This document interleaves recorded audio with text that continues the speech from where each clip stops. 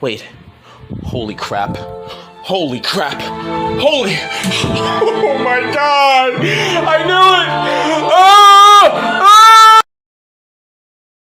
The following presentation is part of the Beyond the Blast Doors network.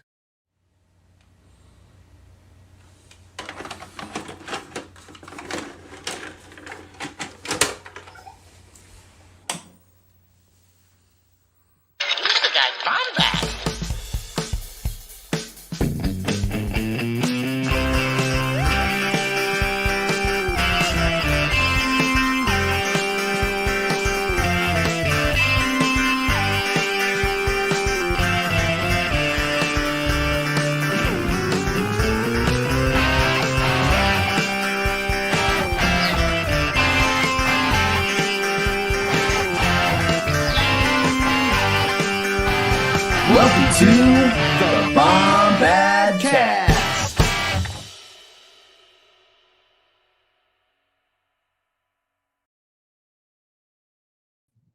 What is up, everyone? Can you hear me?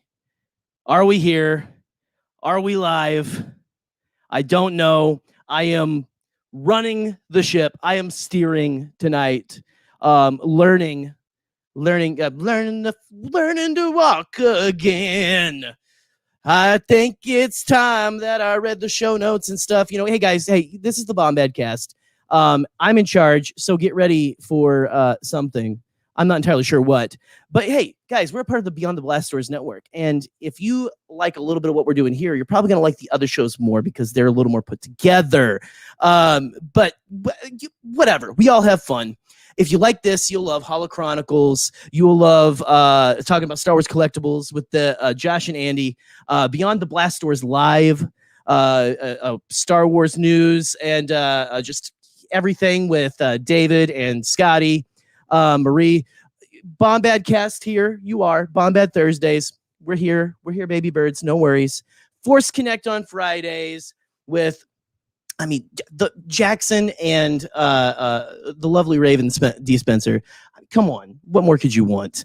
But you can all find this, find all of this stuff on the Beyond the Blast Doors network, beyondtheblastdoors.com, Beyond the Blast Doors network on YouTube.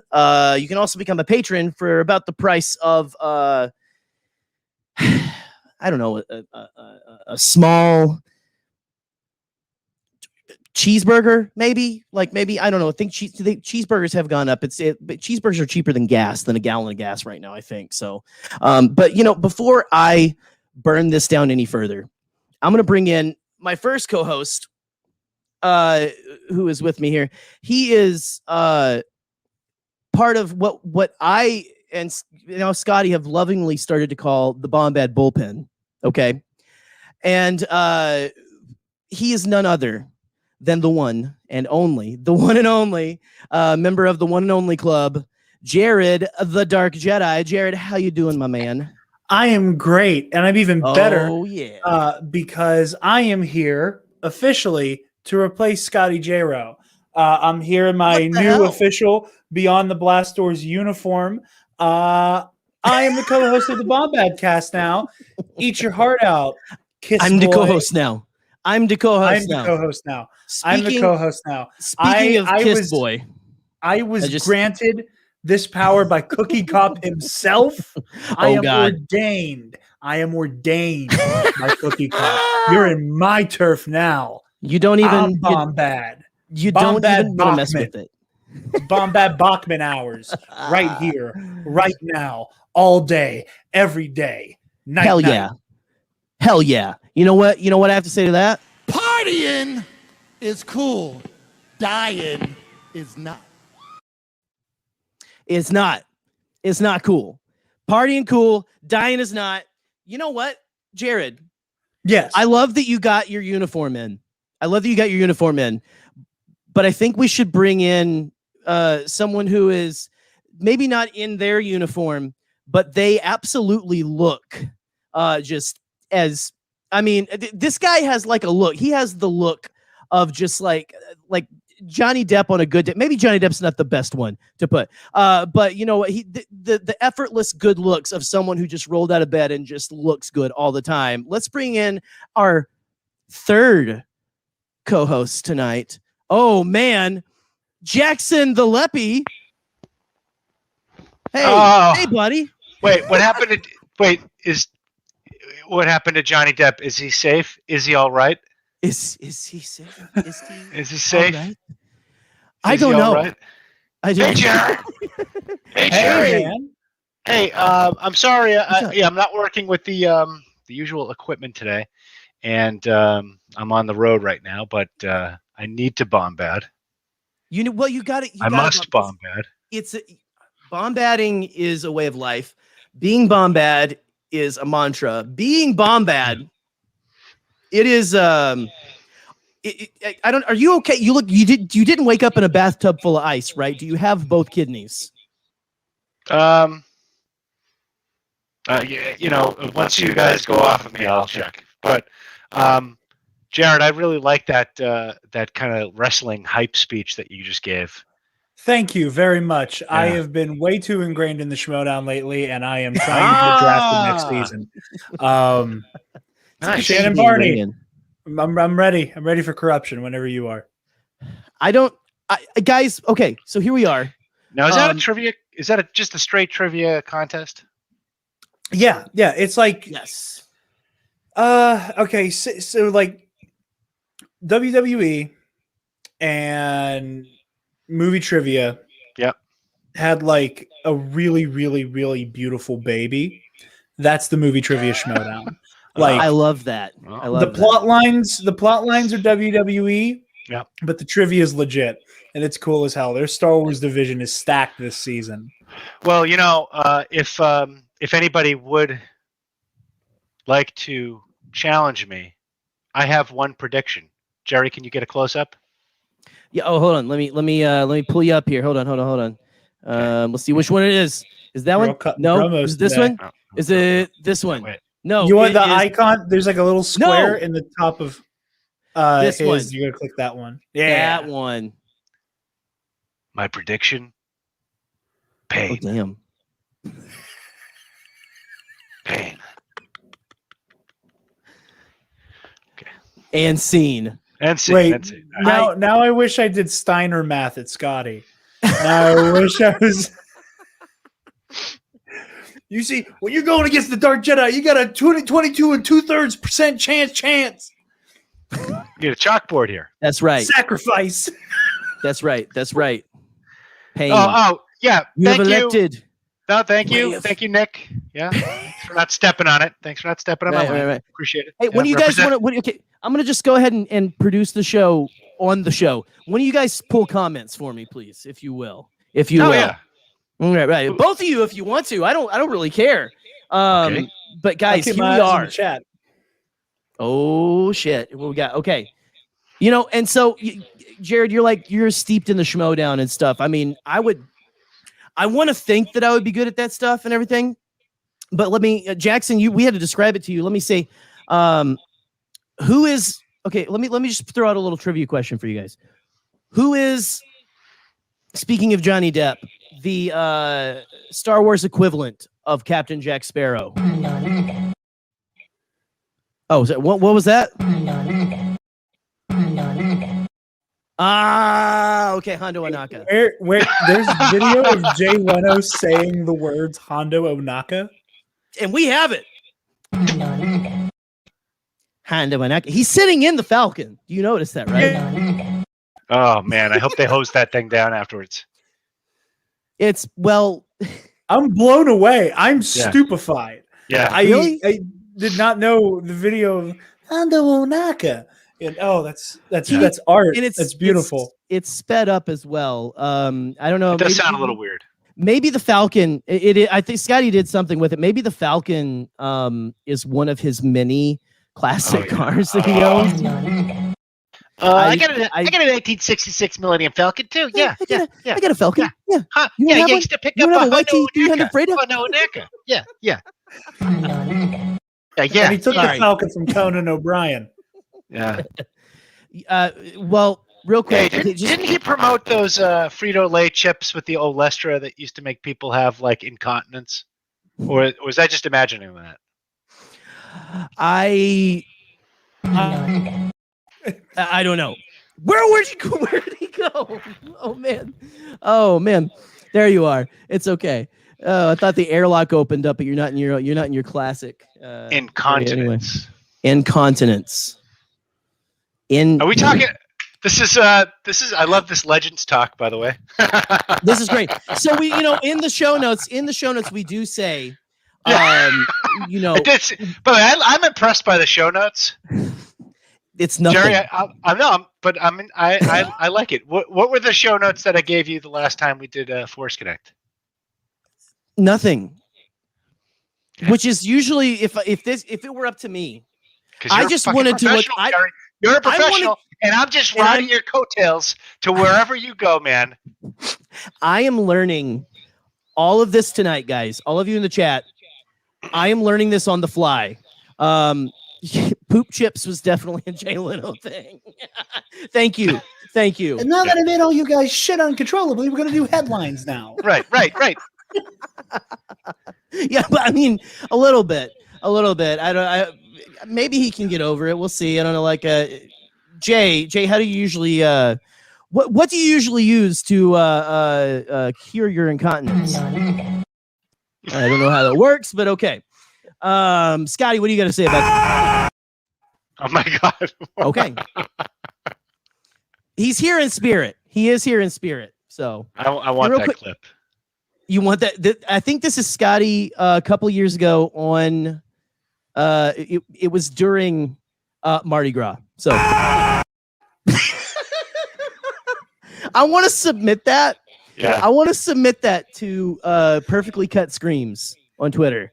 Because that needs to be a 10-hour version. It needs to be a 10-hour version on YouTube. Can we are gonna do that. Scotty, I don't know if you're watching right now, bud, but this is going to Scotty, I'll give Jerry your consent. It's okay. We got this. I really badly need that so that I can edit the end of Revenge of the Sith.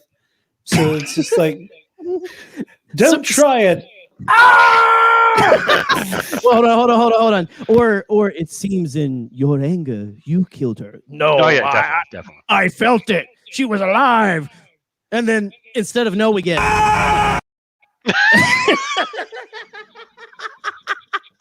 I hope you guys are enjoying the show now. We are going to talk about Legends eventually, but we got some time. I mean, this is Bombadcast. This is what it's supposed to be. Welcome. We've got Human Tornado here. We've got Rez. We've got Matthew. We've got Andy talking about Mick. And so guys, here we are. I can't believe it. Do we want to dive in? Do we want to dive into the topic right now? How far are we in? We're only 13 minutes. Usually me and Scotty go like 45 minutes. Before even broaching the topic. Before we even talk about the topic. Work up a nice lather, Yeah, I don't know. Is there anything like what should we do? Is there we can handle clearly we can handle the ship without Scotty, even though we miss him. We want him here. Yeah. Can I interrupt real quick? Just for you can absolutely do it. All remaining systems, insert the Scotty scream into various Star Wars scenes. That's prime Bombad content. It is. Because it's Scotty, here's what you do. It's gonna happen. Take in your mind's eye, if you will. Obi-Wan Kenobi dangling from the little node, okay? Force jumps up, calls the lightsaber through Darth Maul, starts to tip back. Yep. Right fucking there. Right there. I got another one, Jared. You got another one? Okay. All right. Let's do this. One, I kind of like we could just do this for the rest of the time, and I would be happy. Yes, and they're about to announce that that Anakin and everybody is going to go home, and Anakin, instead of saying yippee, goes. Okay. This is the shit I want to talk about now. I'm sorry. We do have a show. We will have a show. We've got to fill an hour. Oh shit! Somebody turned my gravity off. Oh shit! Oh no! Oh no! Oh no! Jaxxon, are you okay? I'm Okay, not stabilize. Goodbye, even you sure what's going rabbit bastard. Stabilized. Okay. on. At what point does this show just become a weekly run through of all the clips you have saved? This is literally me and Scotty have talked about how we want to be the morning shock jocks of Star Wars YouTubing, podcasting, whatever. I'm just waiting to know when I will get a clip. I just want We're to know talking when about- I get clipped. I We- need to get clipped. We need to hey, we need to have more like Bombad. We need to get like some. There's got to be some Prime Force Connect clips as well that we can they're get on plenty. here. We've They're got to plenty. just go Yeah. through. There's got to be like Jarod. We got to get something good on here though. And you know, is Cookie Cop behind you tonight? Oh shit! Always Did you hear that? I can hear. I think I can Cop is hear. behind us all. He is behind us all, and literally with Jarod, and I can hear Reagan all the way from Brooklyn right now. So, oh my gosh.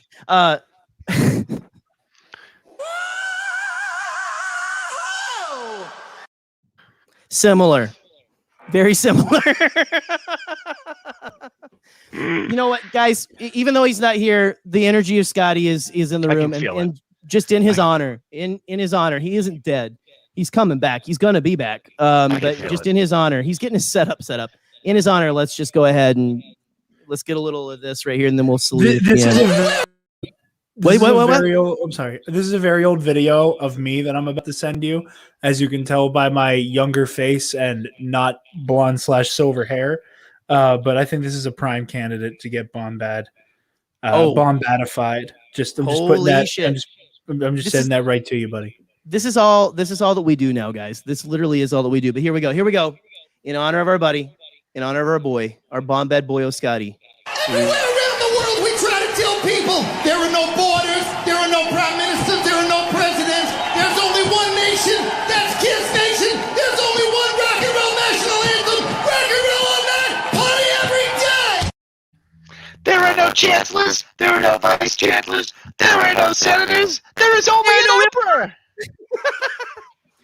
Hold on. Yes, Hold on. a lovely tribute to the recently unemployed. That was dead. Beyond the Blast Doors Network, Scotty J. Rowe. The recently unemployed. Oh no. He didn't know that. He didn't know. That's what Scott's gonna look like on the streets. Oh, He's Jesus. like, I was once Bombad. I was Bombad This- once. I think now he's that gonna look like Batman this. son of a bitch came along. After a year, it's gonna be the. Scotty, Tom turned out to be a goddamn junkie. how's it gonna make you feel, Scotty, when I meet Rick McCallum? How's it gonna make you feel? This is my revenge for the first time I was on Bombadcast. I love that everyone. This is what we were talking about. Scotty said something where it's like a cult, like that tweet going around about like what feels like a cult. But the fucking Bombadcast audience is in for this shit. But sorry, Jarod, what were you saying, man? What were you saying again, man? Say it again. Say it I again. was just continuing to talk shit. I was just continuing. Let's talk to cut- shit. I was just continuing to cut a promo against Scotty for no reason. We are going to eventually Close up though. get a close up. Gotta close- Oh, hold on. Oh, gotta close up. shit. Not of me. Hold up. I just There. learned how to do this. Yeah. There we go. All right, listen. This is Bombad Bachman hours, you son of a bitch. Go I off. run this show now. I run this show. I have the power of Cookie Cop behind me. I am the heir apparent to Rick McCallum. I run this shit. Ooh. Boss Nass ain't got shit on me. Wow. Sup? You can bring everybody back in at any moment now, Jerry. Jerry went to the bathroom. God damn it. I actually ran to grab my other beer. I was listening, and I was like, shit. Jerry's Yes. like, please, Welcome to the please, cult. just talk a little bit longer. Oh my gosh, this is perfect. Look at this. Scotty was Bombad before he was banished for being clumsy. Oh man, guys are brutal. Oh my out there. gosh, I want to see the Thank you, training Reagan. remake with Jarod and Cookie Cop. Hell Yeah. yeah, bring it on. You know, Yeah. so look at with this bitch Cookie Cop. Hey, Jared, I didn't know you get wet. Sherman Helmsley, TNT, Angel Dust.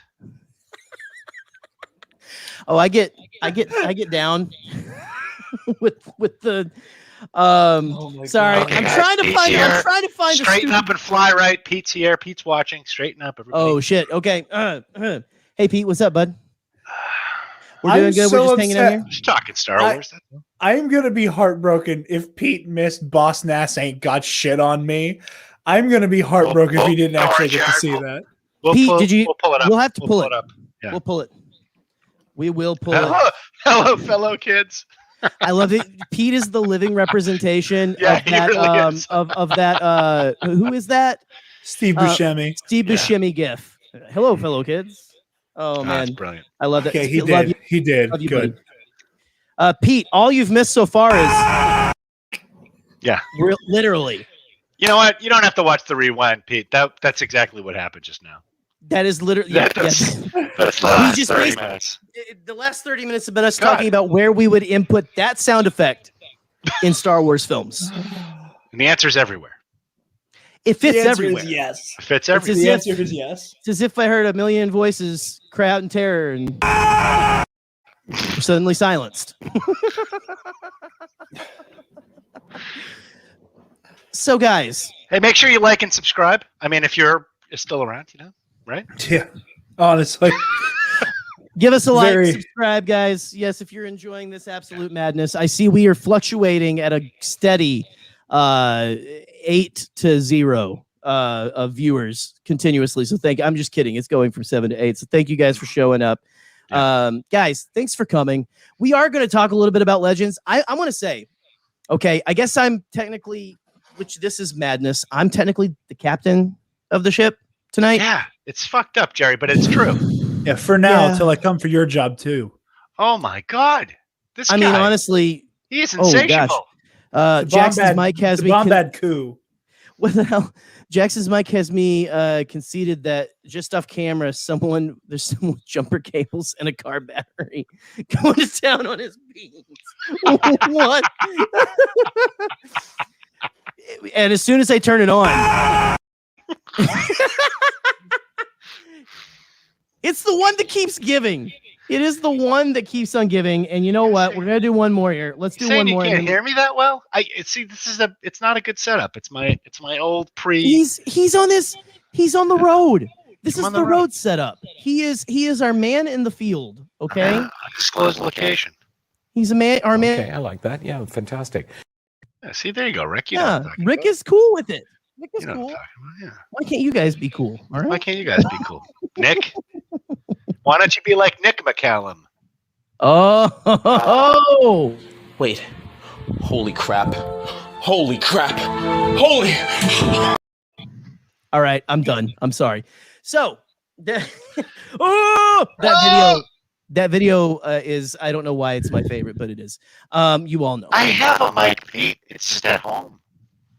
I'm on the road. Anyways, yeah, go for it. You're the captain. He's our man Sorry, in the Jerry. field. Would you guys Sorry, Jerry. leave our man in the field alone? Okay. I'm trying to get my show notes pulled up so I can be the professional that you all said I was. It's okay. I never requested access to the show notes until 30 minutes ago. So Nice. Did I give it to you? you know, because I waited so long to ask. Because I'm also bad at this job. So we have here. Okay.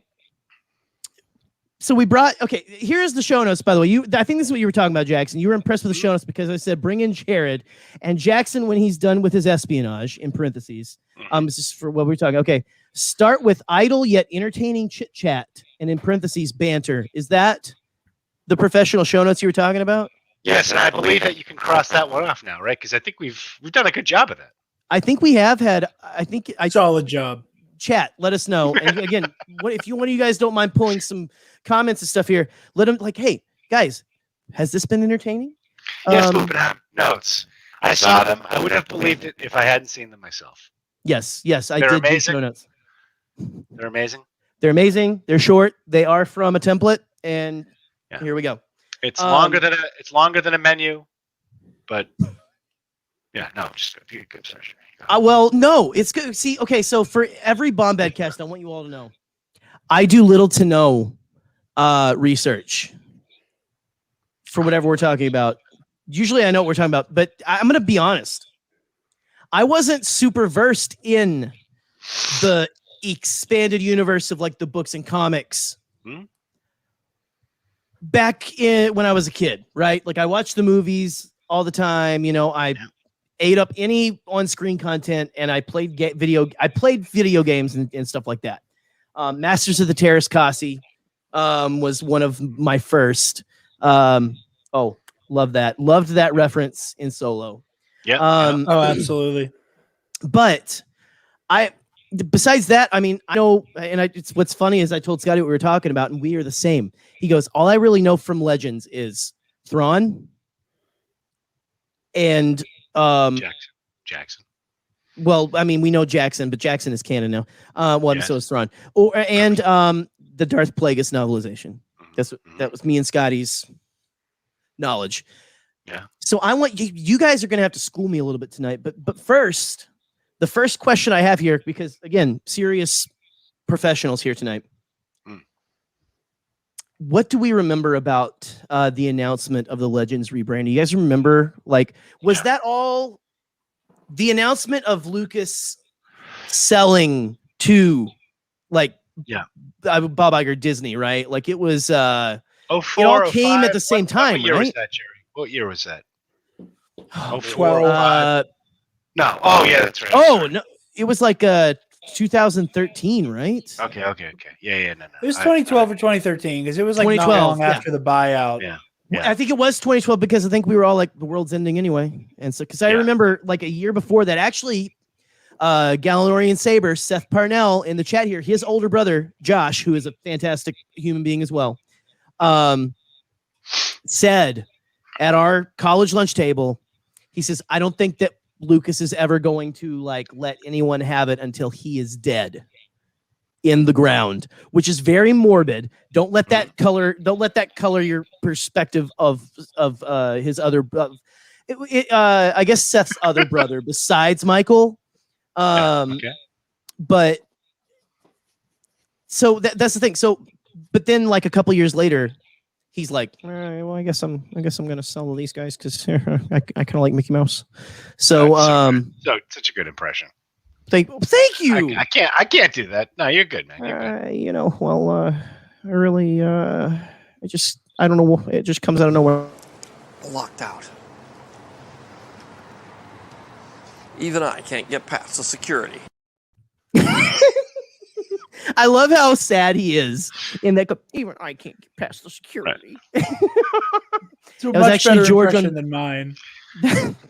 That was George on the day, I believe. I want to get Scotty. This is something I've talked about. We're off the path again, but I am the captain. Something that I want. Me and Scotty have talked about. I don't know if we're going to do this. You guys will have to tell us if you would be hyped about this. I want us to cosplay as I will be George and he will be Rick. Yes. At Celebration, but I also like I don't know if we're gonna do like a Bombadcast panel or a BTBD panel or just like a cocky cop, cocky coop, cookie cop, cocky cock. Cock. I just said straight. What? Oh God, Cam's watching. Button up. I don't know if we're. Oh, hey, good night. Button it up. So I don't know if we're gonna do, or if we're gonna do like a cookie cop, expanded universe. Can I be Iger? Hell yeah! But I just said like I want to do like an Avengers. Hello.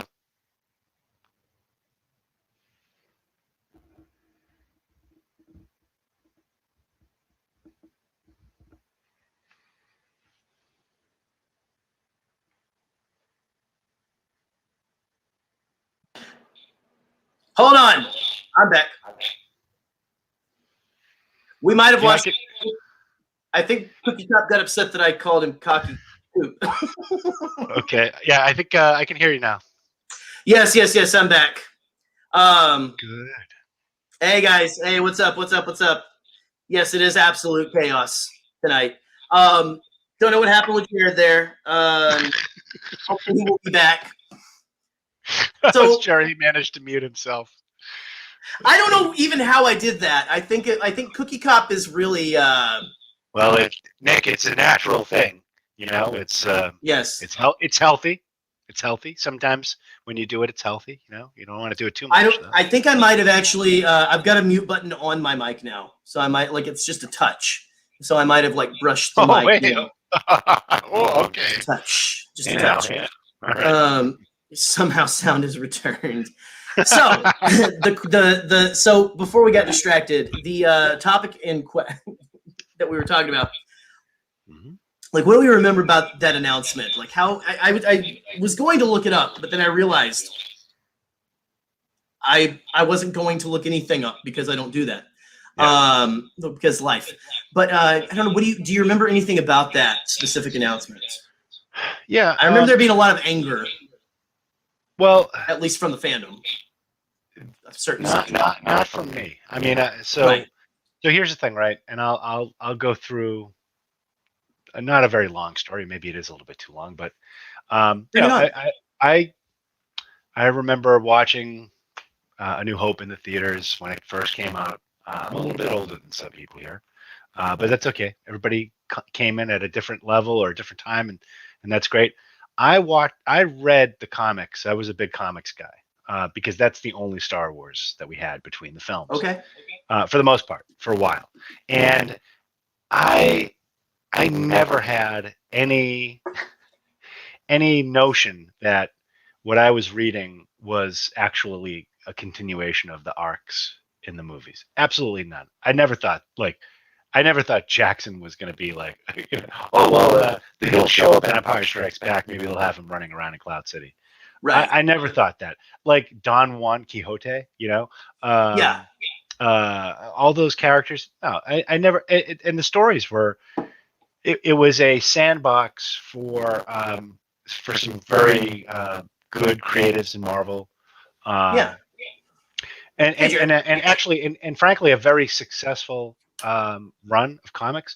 Marvel would, according to Stan Lee, Marvel would have probably tanked in the late 70s if it wasn't for the boost in sales that the Star Wars adaptation and the continuing series brought in.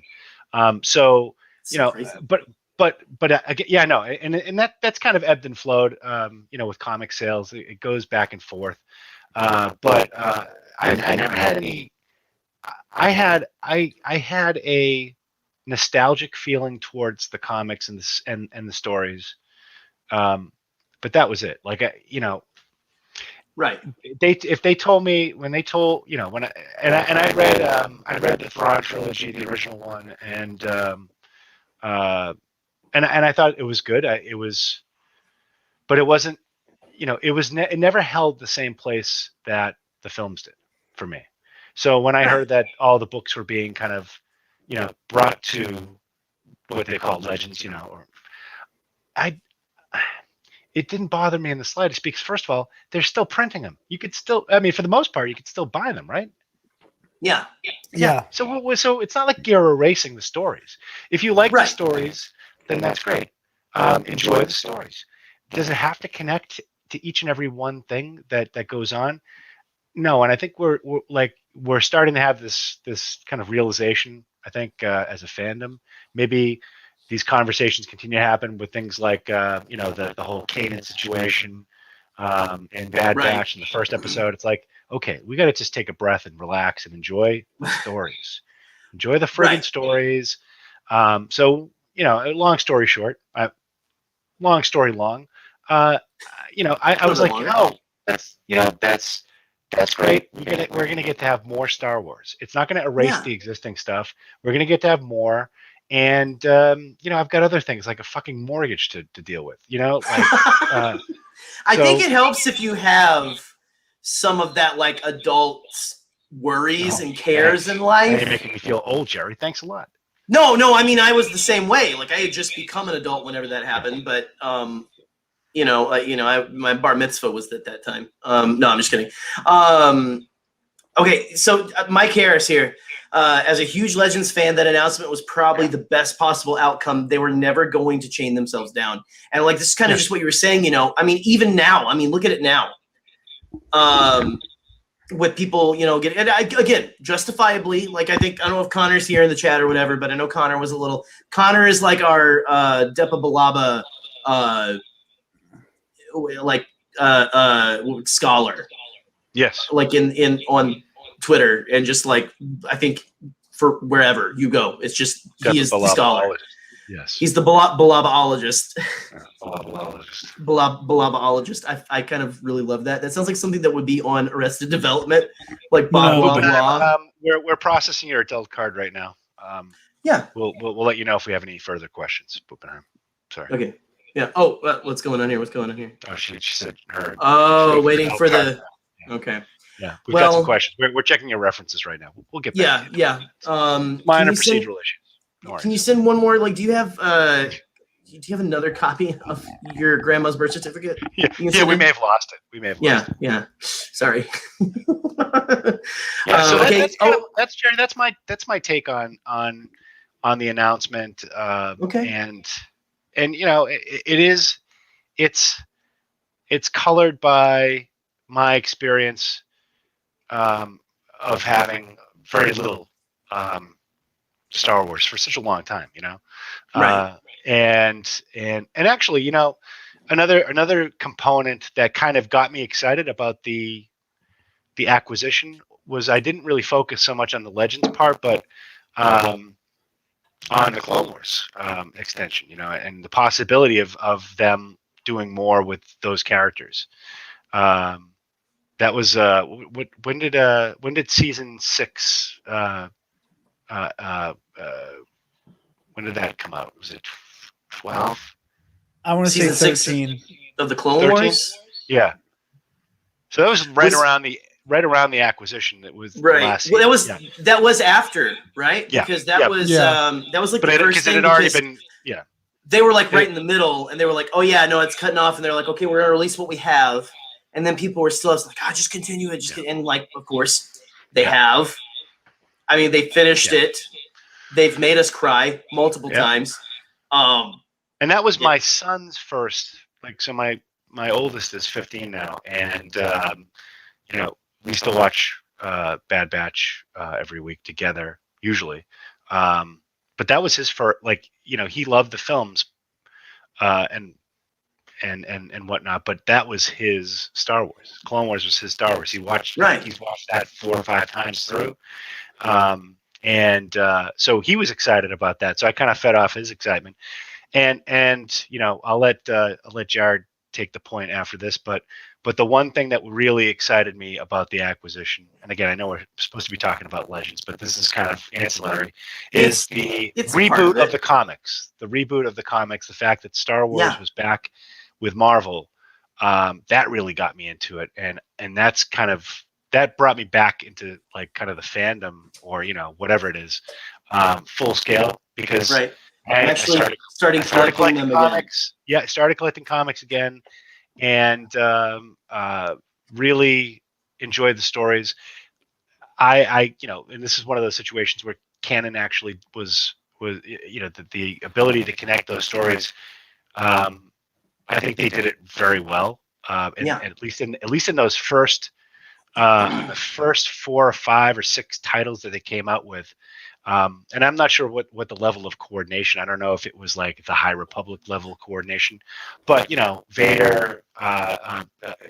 You know, it seems to be the most they've had is with the High Republic. Honestly, the most synergy. Yeah, but maybe that's between titles. They I don't know if they had a similar like summit, and it would be a nice question to ask some of the people that were there. But you know, but certainly they had some of the same writers working on the same titles. Like, so Charles Soule. Oh, absolutely. You know, Charles Soule brought you know, Lord Momin, you know, the helmet from, you know, Lando into Darth Vader, and then you know, so there's like a lot of there are a lot of people that were paying attention to the long game on some of the stories, which I like.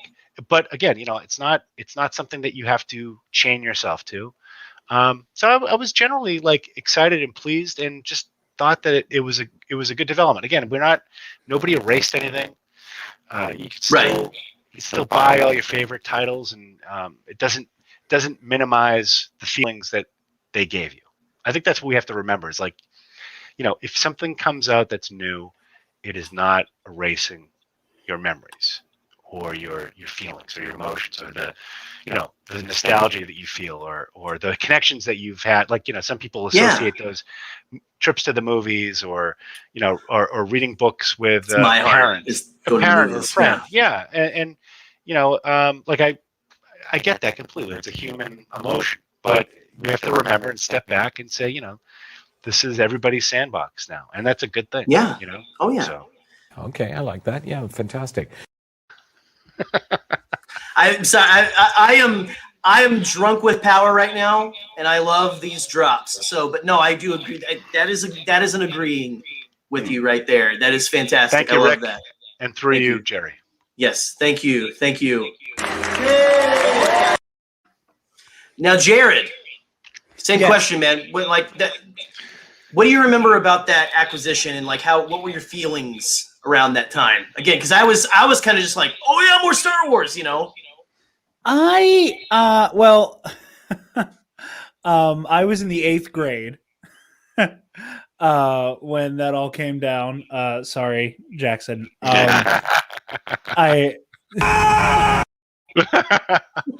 It's funny because every time, because I bring this up every time I get to be on other people's shows, because I am so me and all of the Nerd Academy crew are so very much the young bucks around these parts. Nice. Yeah. Well, let's say 34. I'm not going to make you guys give yours, but I know you guys are I'm 23. Very professional. I love you. I think Scotty is you, and Scotty is he would be in between and stuff. Jaxxon, you don't worry about it, man. Just focus on whoever is going to jumpstart your balls. As long as Pete's still on the chat, I'm okay. He knows. I don't know that he is. We actually have jumped up to 11 viewers, which makes me happy. Oh, so I thought people oh man, I guess I'm not the draw anymore. I feel like a geriatric millennial now. I once had a preacher tell me, "Oh, we'll put you in the millennial category. Are you technically?" I'm like, "Thanks for throwing us all under the bus in front of everybody, buddy. Thank you." But anyway, go ahead, Jarod. Go ahead. No, so I was in. I'm gonna keep doing it as age markers. I was in kindergarten when Revenge of the Sith came out, and had that whole Star Wars is over now. Right. So I grew up with the prequels, yes, and had the prequels as my Star Wars, but I was a part of the second dark time. Right. I was after the prequels. And granted, it was only 3 years until we had a movie and then TV shows. So my dark time was kind of a dim 30 minutes. But you poor thing. Yeah. If I can real quick on the dark time, because I lived through I graduated high school when Revenge of the Sith came out. Okay. It was 2005. That was the year. Don't worry, Jaxxon. It'll get better. But I worked at a movie theater immediately after.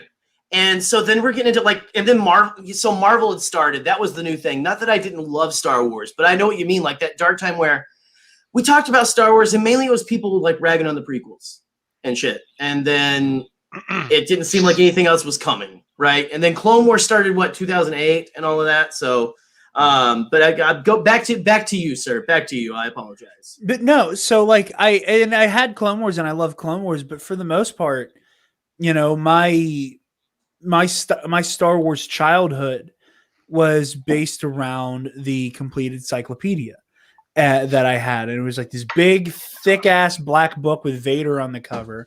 Yeah, and it was it was ostensibly a Star Wars history book, and I just read it cover to cover multiple times, and ended up with this absurd knowledge of the galactic timeline at the ripe age of 7, reading stories that were out of my age range then. Stuff like Tales of the Jedi and some of the new Jedi Order stuff with Luke post Return of the Jedi. So I was a Legends kid, and the news of the Lucasfilm buyout came, and then with it came the decanonization, which again, if you have a canon that has canon tiers, let's not pearl clutch too much over what actually was decanonized. When you need levels to be like, okay, this is more canon than this. It's like the Thor Ragnarok game. You could write a dissertation on those levels. It's like Dante's Inferno, like literally just levels of hell. It really is. That's precisely what it is. And so I was of two minds with it. Part of me was profoundly disappointed. There was a lot of like background lore that I was more disappointed about. And that was the thing, was that even as a kid, I was more disappointed about lore than stories. Right. And then that was a difficult part for me. I very much kind of took this like centrist route where I said, well, just decanonize the post Jedi stuff and keep everything pre-Phantom Menace. Yeah. It's so far behind the movies taking place.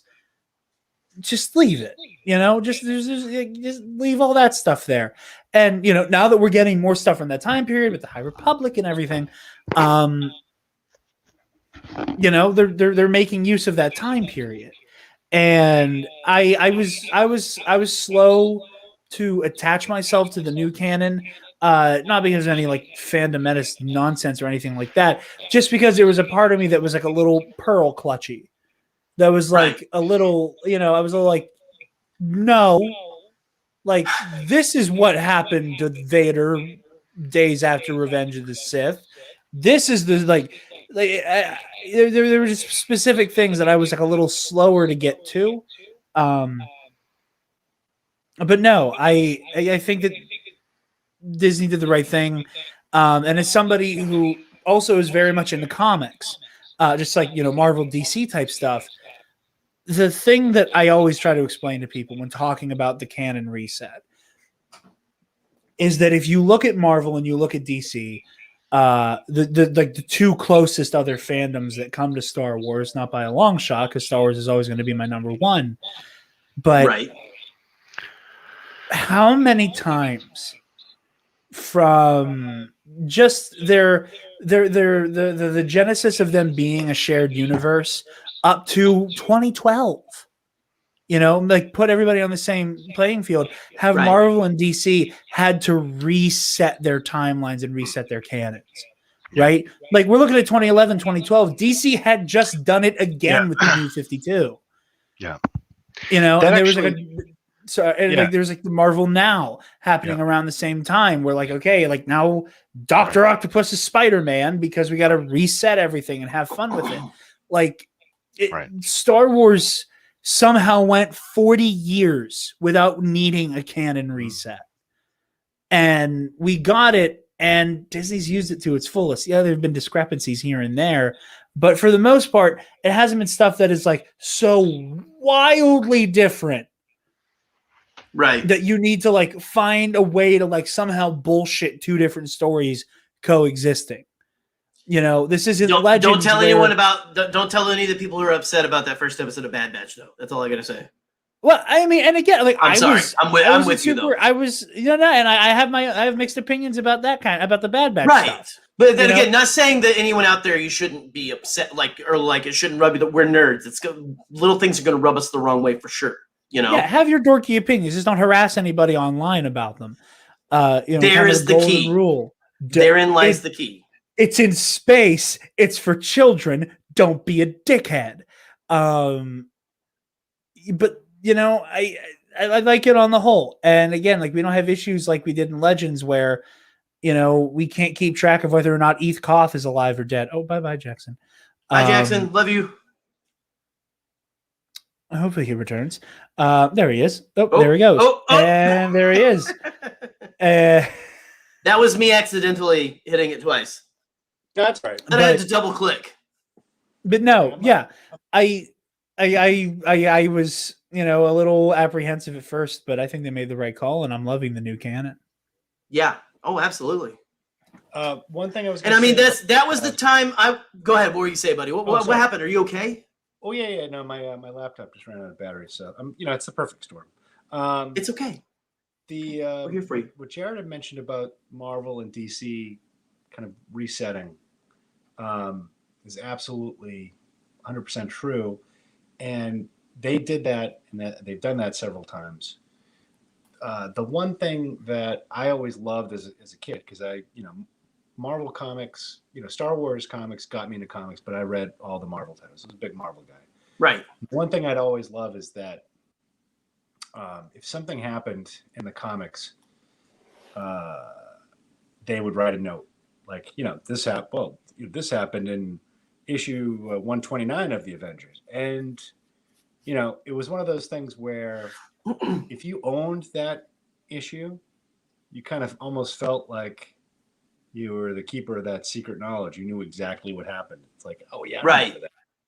If you didn't know, which is totally fine, you had the ability to go and chase that information out because you had that note. Yeah.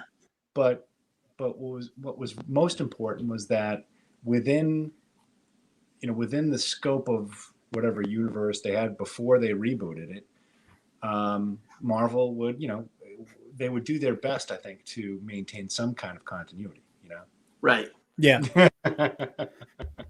Hey, pretty much. Respect Emma. Yes. Oh, there you go. Respect Emma. Respect Emma. Anyway, so that, yeah, so I am okay with. Sorry. I'm sorry. Nick's got me now. Nick. Wait a minute. Oh no, he is current, guys. We didn't just write this all around him. Me and Jarod are not just fantastic actors. That's not what this is. Does anybody know Morse code? Shit. Gerry. Yes. Line. Cookie. Oh shit! He does the Morse code thing. You're supposed to say something about how you had a walkie-talkie when you were a kid who had like the code on it or some shit. I don't know. We're off. We're off the marker now. See, he's continuing without us. Oh shit! The illusion is lost. Wait a minute. Captain Tom turned out to be a goddamn junkie. I'm trying to find some verification that I am actually. Oh, no. Never mind. Keep on going. Oh, we almost had it. Locked out. Even I can't get past the security. Oh shit! Oh, sorry. Nobody wants to see that. Jaxxon, blink if you're in danger. I've been thinking the last 5 minutes. I love Seth is always on target. He's always like, we're talking about Legends. Here's the thing. Meanwhile, the rest of us. Is that Bill? Is that Bill Sheehy on there? Is that Star Wars Bill? Hey guys, I'm doing great. Don't worry about me. Oh, this is fantastic. Ewan McGregor from the set of Kenobi. Everyone, yes, I believe that might have is that a maquette head? I don't know. Anyway, I think that was when they when Hayden had to pick him up. Oh, right. Nice. It's like his dummy, right? Yeah. Nice. Very nice. You're right. So carrying me as a giant dummy on your back. Right. One thing I will say about kind of that time in my pocket, or am I happy to see you? So, as someone who wasn't like I watched Clone Wars, right? And I wasn't as as steeped in the books and everything before them. It was a little bit of a time for me to go, holy shit, I can start now and like be caught up on things. It was kind of like an entry point into I can absolutely be immersed now and everything, because it is a little daunting when you get into it, you know. I know not that I love learning everything I can about Star Wars, but again, it is just it's a lot. It's a lot. It's a stack, and also then you get into the whole, like Jarod was talking about, you know, the Dante's Inferno levels and stuff, and so it was just kind of a nice reboot. It was a nice entry point and stuff. Not that I was a new fan, but I just wasn't as into the books and stuff when I was younger. I think a lot of that had to do with I was an ADHD child, right? And they didn't treat us very smart in the 90s. So, I kind of just like, you know, take your meds and go away, kid. There you go. Just shush. The real geniuses are learning. Anyway, I digress. So let's get into maybe like, do you guys have a favorite canon or Legends story and stuff? I think Jaxxon, I think that you do, and I think that you sent many. And I don't know if do you want to go through the picks and stuff? Yeah, they're a little out of order. You're welcome to just kind of. I don't have access to the board. You don't. But well, I'll pull up this. So that is. Bye, Jarod. Sorry, Jerry. We breathe. Continue. Here, hold on. We're gonna just pull you up. Oh well, you know what? Oh well, we're just gonna do this. I don't know what happened.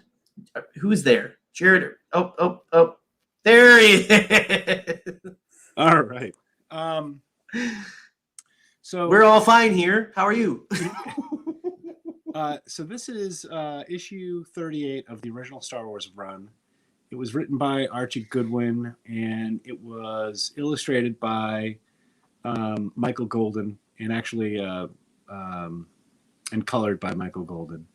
And it's one of my favorite comics. The art, like, it's very trippy. I don't know if you could tell by the cover, right? It's very similar inside that. And by the way, I love how everybody in Star Wars never changes their clothes, because they're all wearing the same outfit that they wore. I don't know, like Luke's still wearing his Tatooine gear because it's like they have four outfits, right? It's like a cartoon character. Jaxxon, are you okay? Okay, there we go. Don't worry, I'm okay. And then I'm gonna pull up. Pull up this one. Oh, so they basically. Do you want me? Do you want me to? Okay, we'll stay on this if you want to. Yeah. No, you got that one. That was good. That was good, actually. So okay. I love that face, by the way, of Luke on there. Oh, isn't it great? It's a little Matthew McConaughey. And I know it was a different time, but I swear they took advantage of every opportunity to show Princess Leia's ass. And no, but look. Yeah. Let's go to the next frame. Oh, right. Hold on. Let me find the right one. I gotta find the right ass frame. Hold on. There. I mean, come on. There's Hey Alexa, play Body by Megan Thee Stallion. I'm glad that my Alexa is literally right here. I'm glad you're in my headphones, because that literally could have happened just now. That would have been amazing. I read this when it came out. It was 1980, so I was about 6 years old. I don't know if it had any bearing on my interests, but it certainly, it was a fun read. Let's just say that. 6-year-old Jackson's like already aware. Is like, I don't feel like this is anatomically how women actually look in the real world, but Leia's got a space dump truck. Leia's out here built like a Pixar mom before Pixar was founded.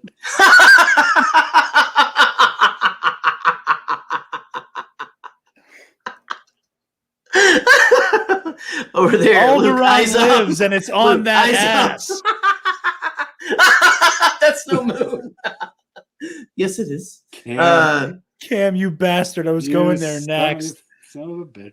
Did Pixar do this? So so the art I love the They art. might have. I love the art, and the story is emblematic of, I think, the best of legends and comics at the time. Right. You've got Luke and Leia running away from the Empire, carrying supplies. Their ship gets damaged, falls out of hyperspace. They're in a void. There's no stars around, and all of a sudden they see something in the distance that speeds up close to them, and it ends up being A UFO. a giant ship that is essentially alive. Ooh. Okay. Which frame you may go to? Well, hold on. Frame number 4. There we go. Yeah. Ooh. And first of all, the ship fucking laughs at them. He ha ha ha. Terrifying. It's kind of creepy, and it's creepy because you get those little wiggly lines around the text box there. Yes. And then the ship envelops them, basically swallows them, and so they find themselves in the middle of this organic, mechanical ship that they can breathe on and they can communicate with, and challenges them in certain ways. Like all of a sudden, this robot shows up. I think I guess it could be a droid, but I'm calling it a robot. Right. And challenges Luke to a lightsaber duel. That's where they got the image from the cover. Really? Yeah, basically That's the cover. replicated a lightsaber Huh. by observing what Luke was carrying. It's Right. It's one of those things where like it's very much a I don't know. It just reminds me of a lot of the sci-fi from the late 70s, early 80s, which Well, it's that sounds very it sounds very 80s sci-fi. It sounds very it sounds very just paranormally like a living ship, like something that can't be comprehended that mimics. Absolutely. Right. And the story goes on. I think you find out the history of this ship, and ultimately the ship ends up the Imperials end up attacking it because they realize that the rebels are on the ship. I don't think they understand the true nature of the ship. Obviously, right. They get destroyed. The ship lets them go. Oh, I love this. I want this to be on my tombstone. Your galaxy is too real, my friends. Oh, wow. Yeah. It So reminds me of another. The ship expels it through its, space anus, I guess. Spanus. Never to be seen again. And wow. Again, this is like in my 6-year-old mind, I had no misgivings. This was not. It was not part of like the Star Wars films, but it was good. It was a good story. It was fun. It was well illustrated. I did like Princess Leia's illustrations as a little child.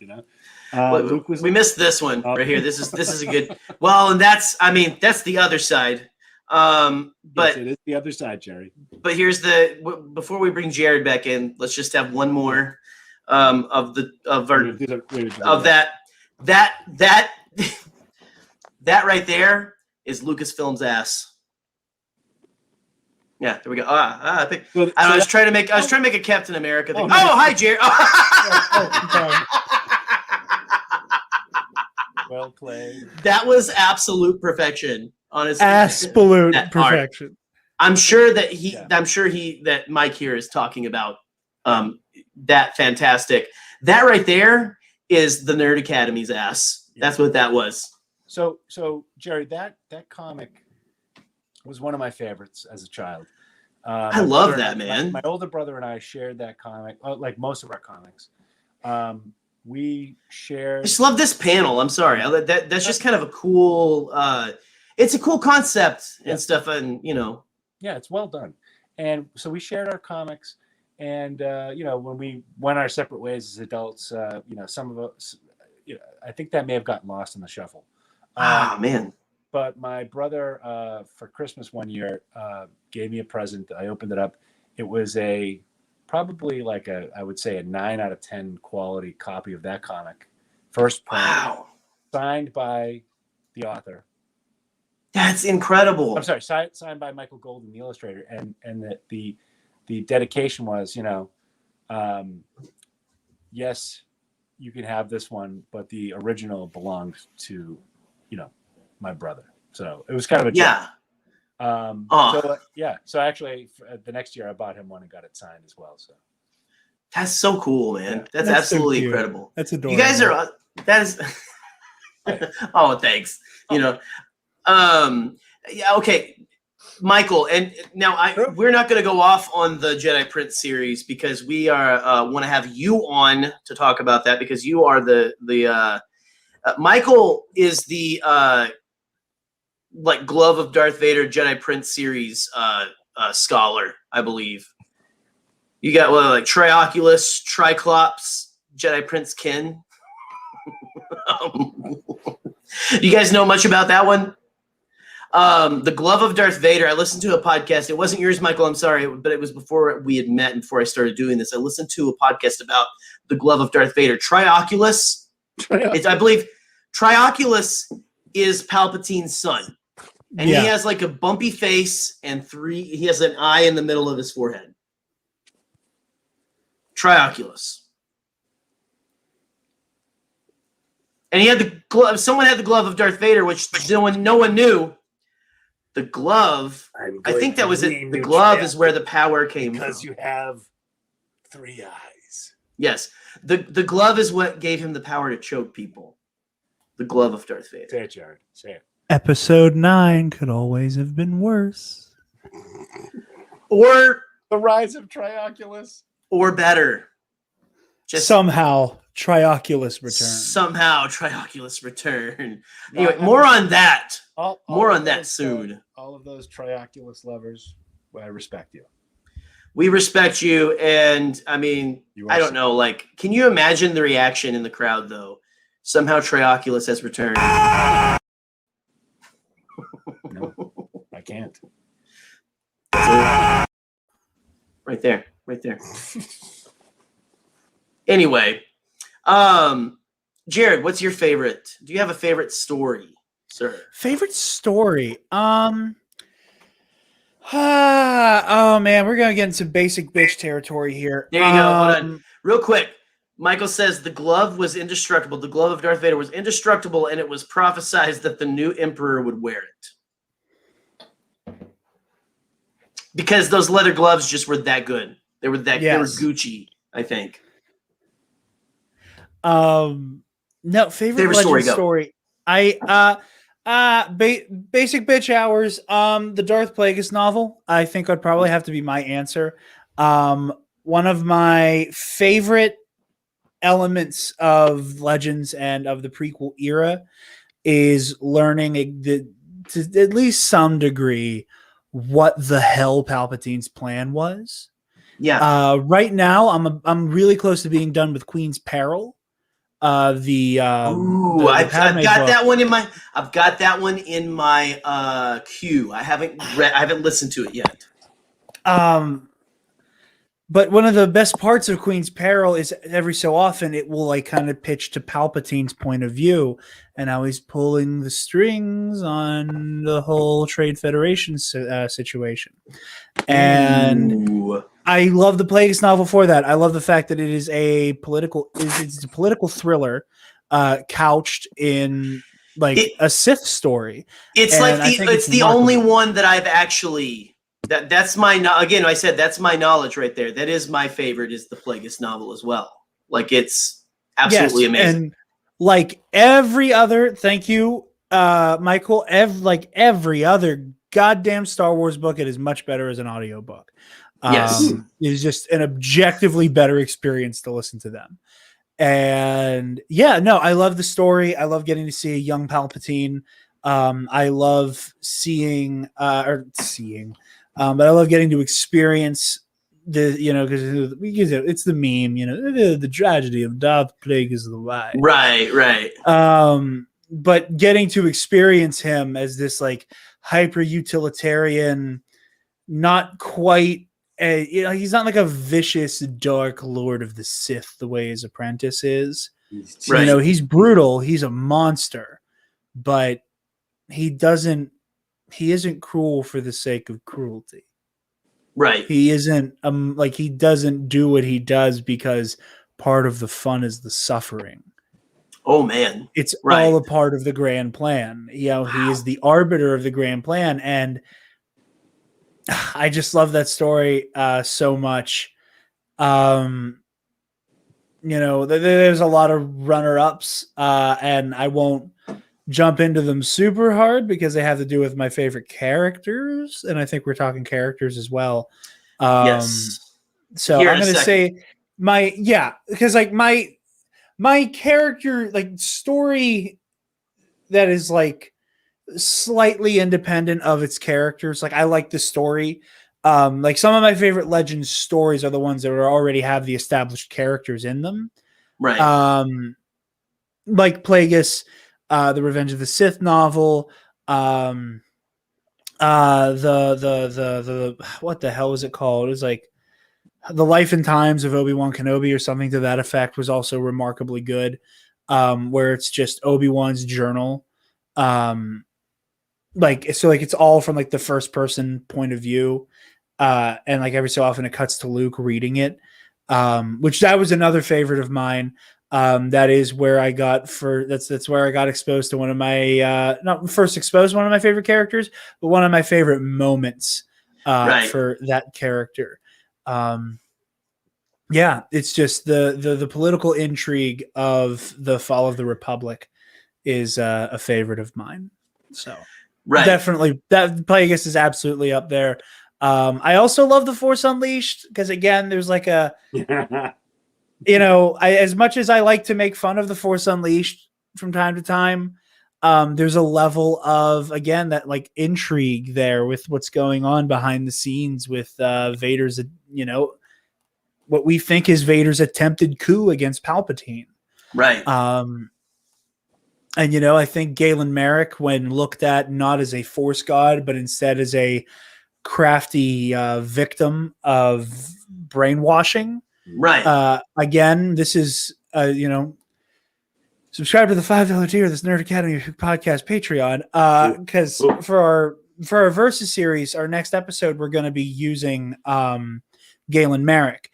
And one of my big sticking points with him as a combatant is that he is not all powerful. He is remarkably crafty.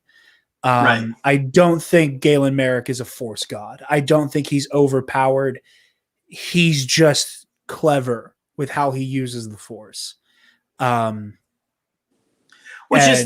very much like a, you know, I mean, Anakin was very powerful and stuff, but that's kind of like was his thing too, is he was just very crafty, stuff like that. And yeah, there's some of that with Anakin. I think Anakin's more in like the raw power lane, and it's not even that Galen Merrick is that skilled. He's just, you know, he's the type of guy who's like using a knife as a bottle opener type thing, where it's like, I'm like, this power is not meant to be used in this way. Right. But like where most people just shoot lightning at somebody, my instinct is to just cast the lightning onto my lightsaber blade. Right. For a little extra hoopla, you know?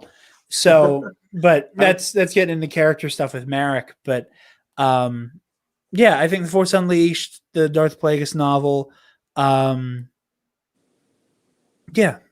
Not well, without going into like my favorite characters, which are also indicative of the stories.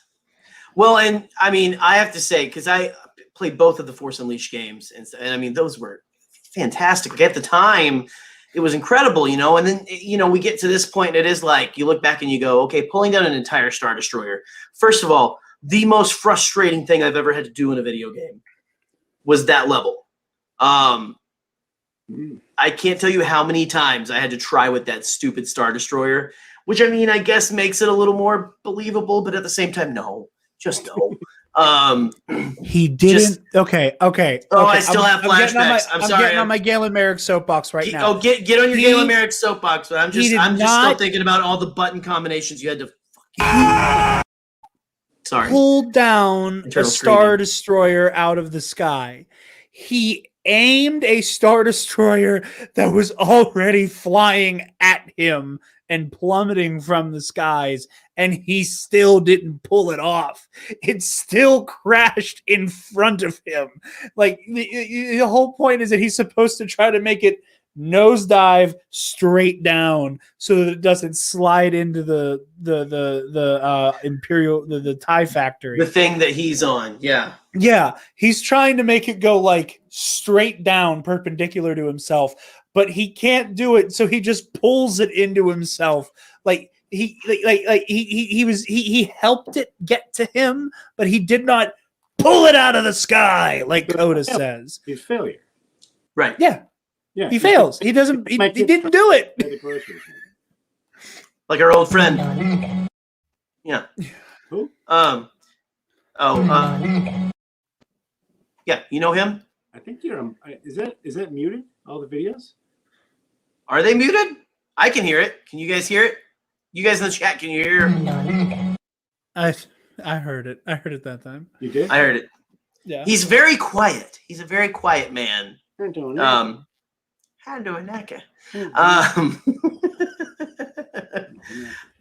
Galen Merrick is a level 6 warlock who insists on burning down every village before anyone can loot it. There we go. We have that. He sounds like she's speaking from experience. Some deep pain. Okay, so let's move on to favorite characters then. Okay. All right. Now, Jared, do you want to start off, or do you want to cool off a bit? I'll go first. I'd love to. Yeah. Okay. So I have like 3 favorite characters. Going to run the gamut on. Numero uno. That is one for your English language speaking listeners. You know what? You pull up one of them, and then I'll go into them. Okay. I'm giving you all the power right now. Numero uno. Like, do you want numero uno, or do you want me to just? Okay, here we go. Here we go. I'll pull it up. You tell me where they rank. Okay. Here we go. I mean, there's no ranking. Okay, so we're talking Exar Kun first. Y'all, not y'all, because you guys are the cool fans. Right. There is so much capital put into Darth Revan. And I get it. Revan is cool as hell. Knights of the Old Republic, almost said Knights of the Old Republic. Knights of the Old Republic it's a phenomenal story. But y'all need to start saying the name Exar Kun and putting some goddamn respect on it. Okay, he is. Hold up. I got. Oh! I meant to do this. Go off, King. I'll see myself out. But no, Exar Kun is the first of what we would define as a Sith Lord. Like, before him, most of the Sith were basically dark wizard, dark Jedi. Like, they were just wizards who used the dark side. They were not lords of the Sith, these like warriors who the dark side was a part of who they are. And it was just magic and alchemy that was achieved through the dark side before Exar Kun.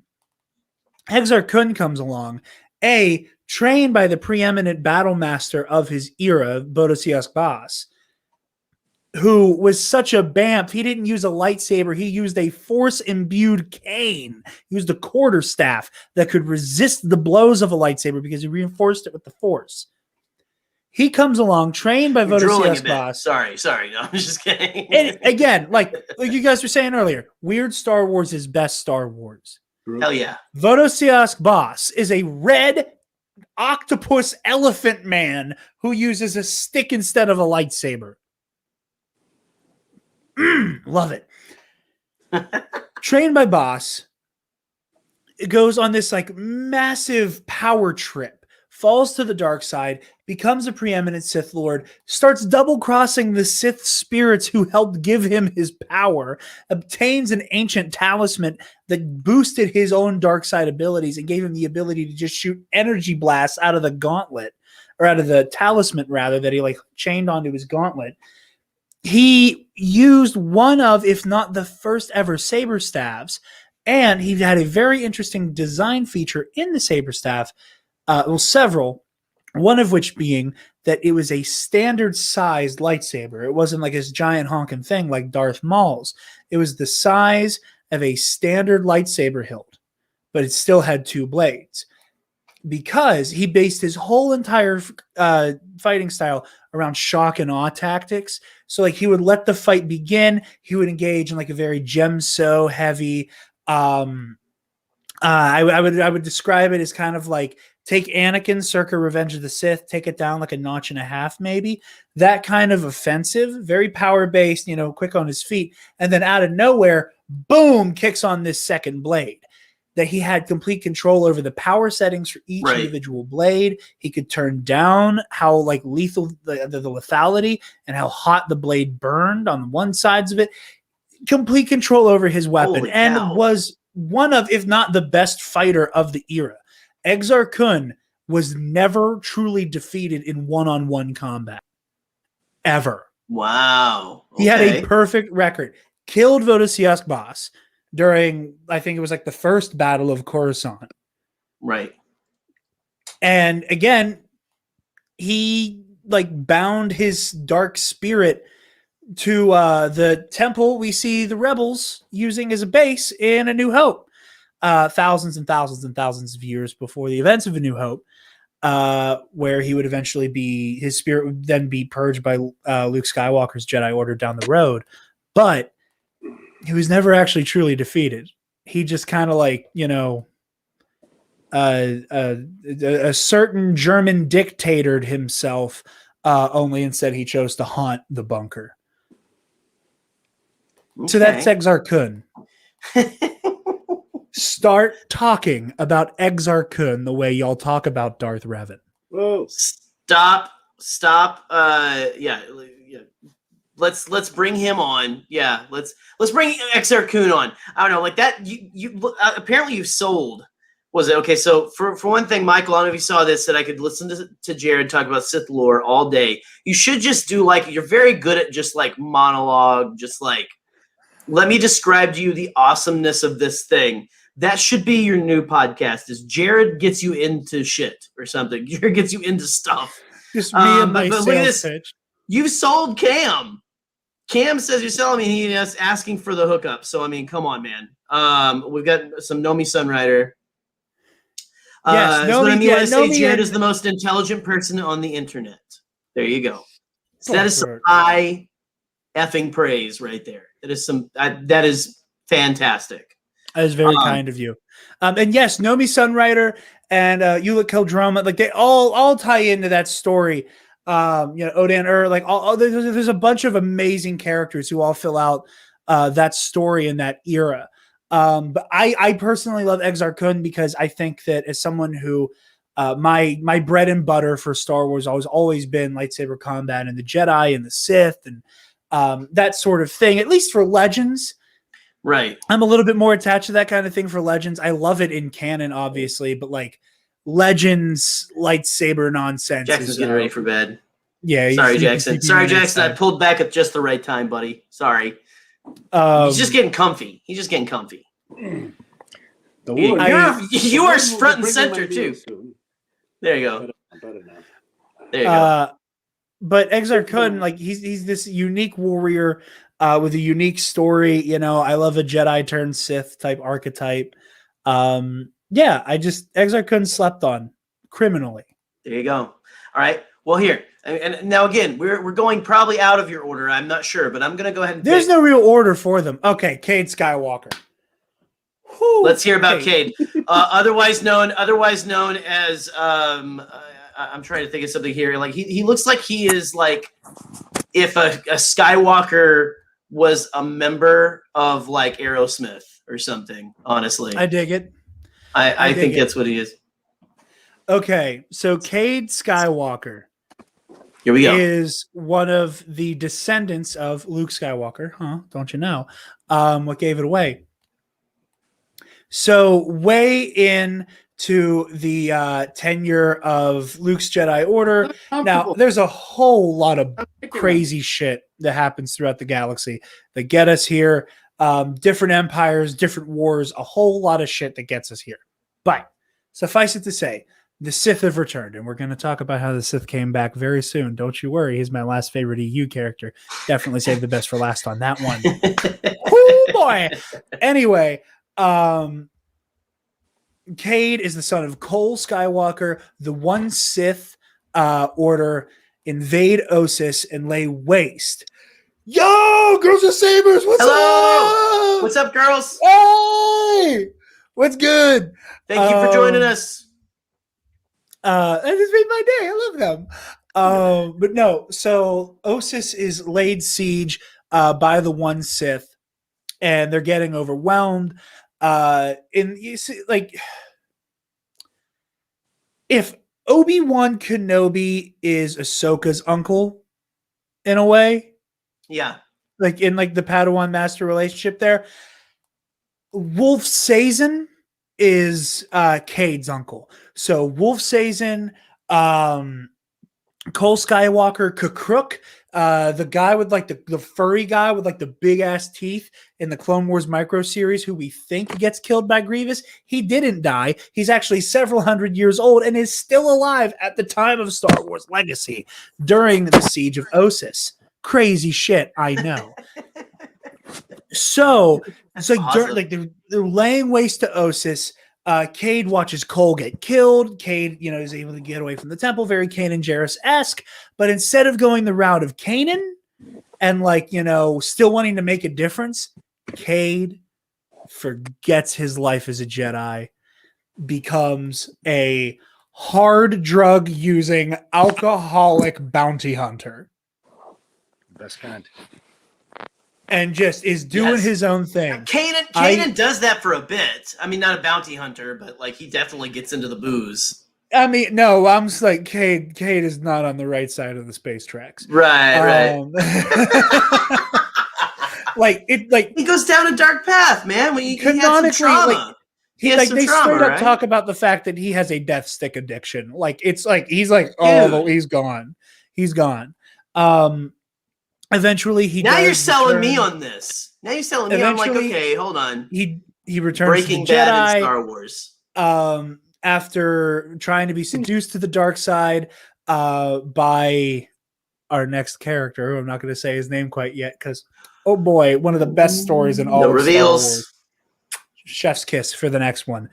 Comes back, is able to help win the day against the one Sith Order. Is this beautiful story of him running away from his legacy. The story's called Star Wars Legacy. He's running away from it, but eventually embraces his role as a Skywalker. Be quiet. And, comes back to help save the day and do what he needs to do after almost falling to the dark side several times. Luke's Force Ghost comes to visit him very frequently to kind of just, I think I'm going to drop my first F-bomb of the night. Just kind of come through every so often and go, hey, my parents are watching, so. Cade, what the fuck are you doing?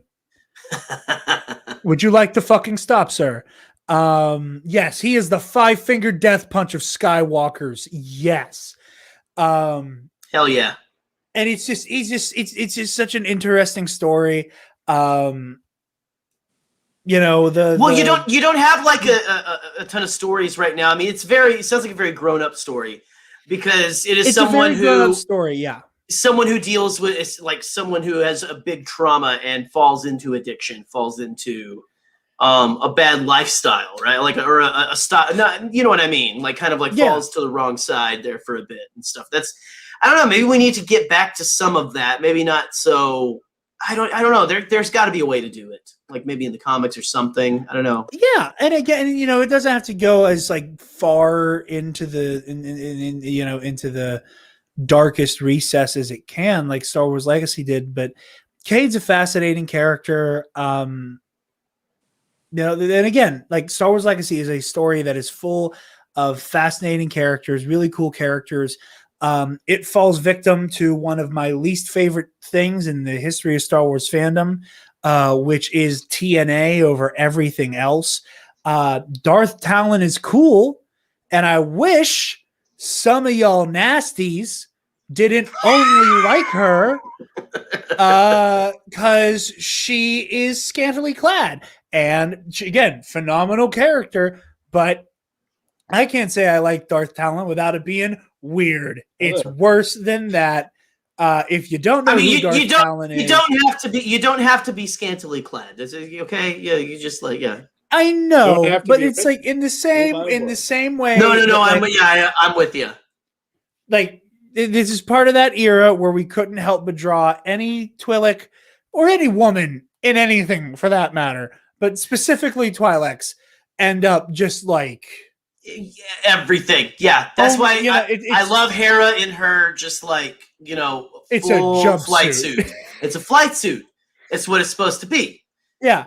Like not everybody, and again, no shame in it. Not talking down on it. Like, I mean, in the 90s with Slave Leia, that was like our template, right? Like a lot of these like stuff like that authors.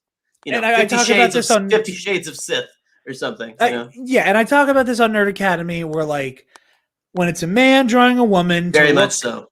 When it's a man drawing a woman in that situation, it feels weird. And yeah, exactly. Thank you. Like the biggest takeaway, it wasn't that they never talked about how she's like this, like fanatically. There's like the one Sith order is like, think the Sith, but like 1,000 times cultier. Right. Like at this point, it's a straight up cult built around the next character. And Talon was an exceptionally dedicated member of this cult.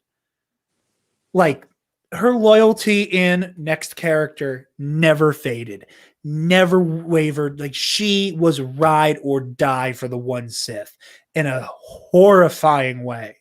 And it's Star Wars, so gonna steal some Mandoisms.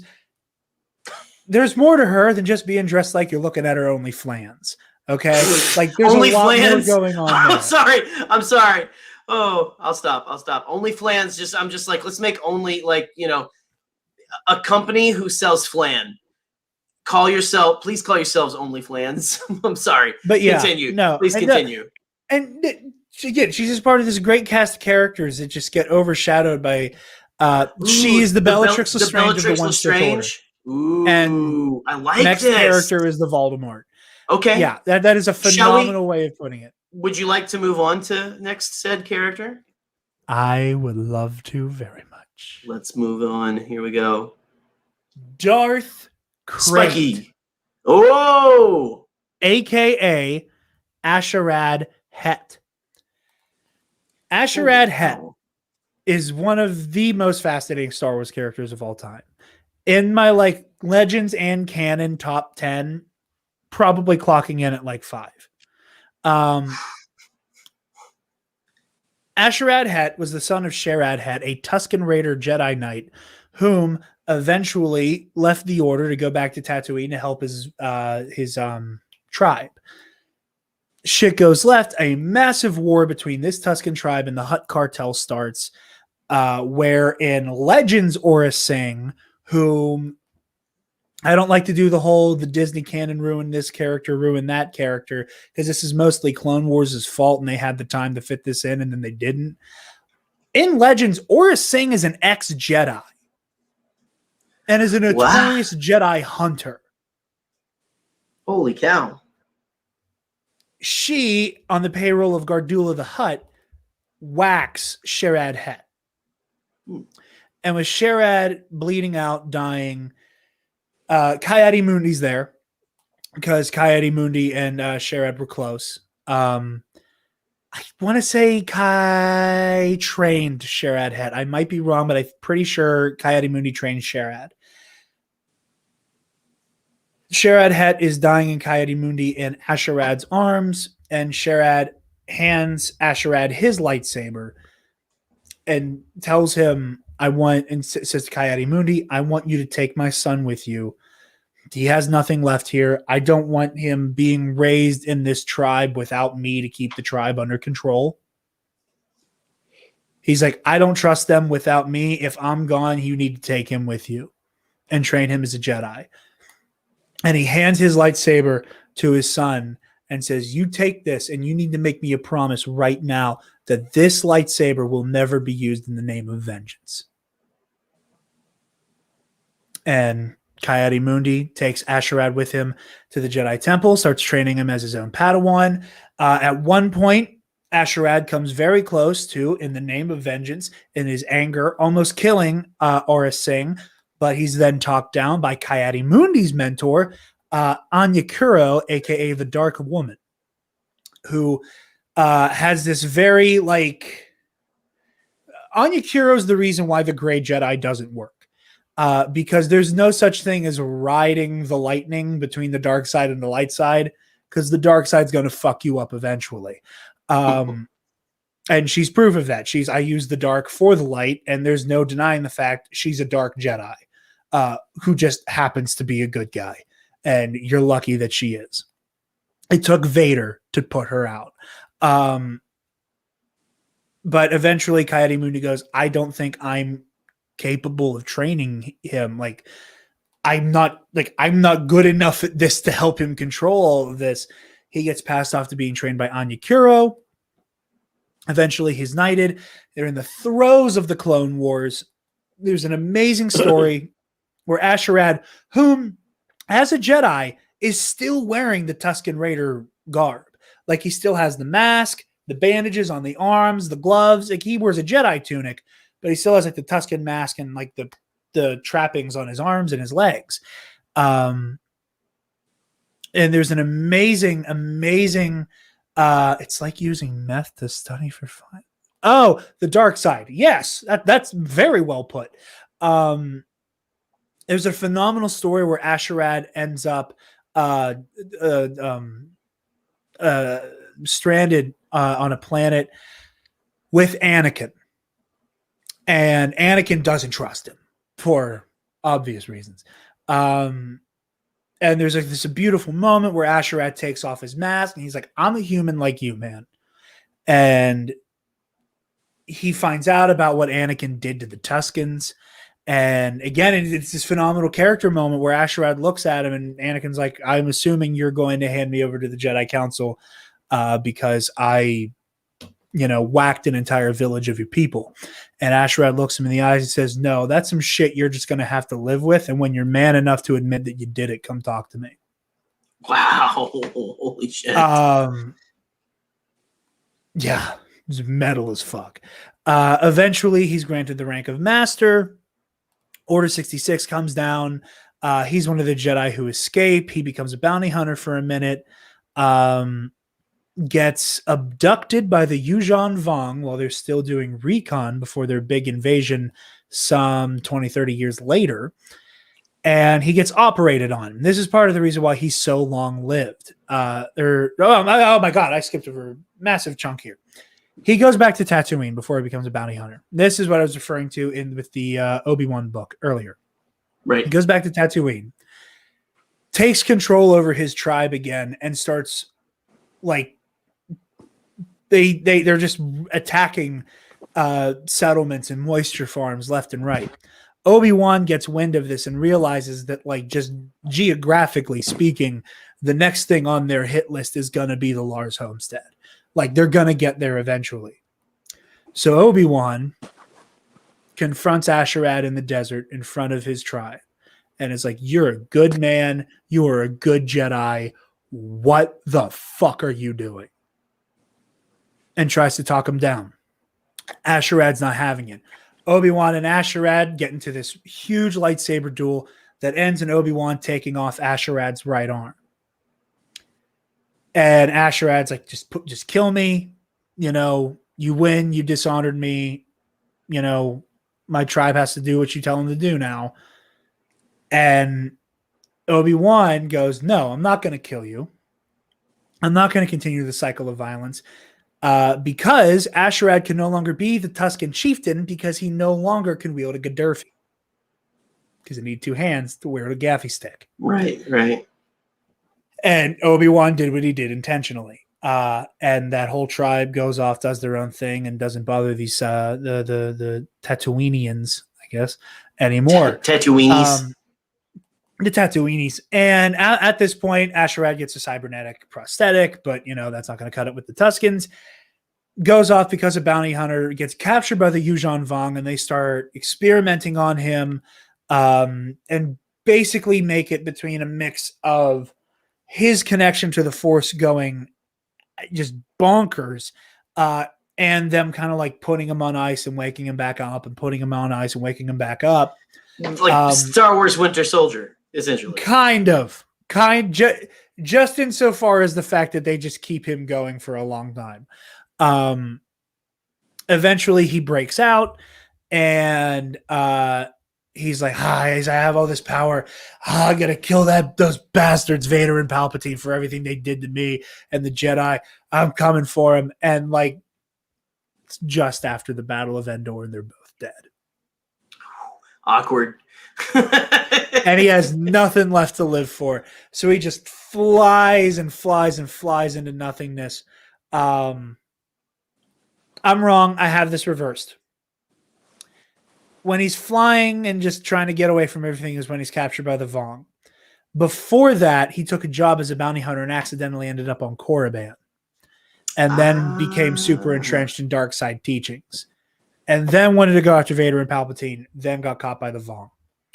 Which bring us up to, he at this point escapes from the Yuuzhan Vong, has an organic replacement for his arm, and has Yorick coral, the weird coral shit that the Vong like use, that like living organic coral, injected inside of him, and is basically stuck inside of this massive suit of armor that's just part of his skin for a while. All of the operations and experimentations that the Vong do to him leave him kind of slowly dying, and he needs to find a way to avoid death. Cade Skywalker is the only known practitioner of this esoteric form of force healing. He's trying to get Cade to do it on him so that he can live. And eventually, Darth Krayt's second in command, Darth Rylock, betrays him and seemingly kills him.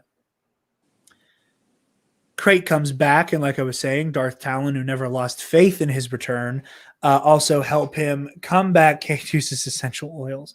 Sorry, I meant to click on this one, but we got it. That is magnificent.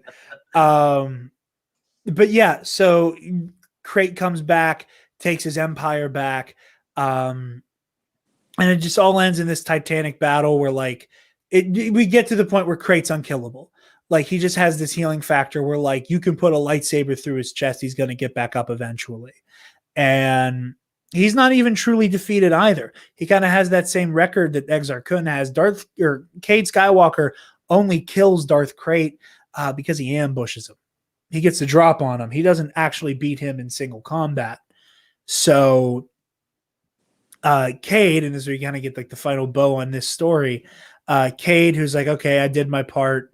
I'm ready to join the Force as well. So he's flying his ship towards the sun with the intention of just like making the jump to light speed into the sun. Is one last time visited by Luke, who's like, you have so much to live for now. Like, come home. And I guess we got a dark Skywalker who lives this one time.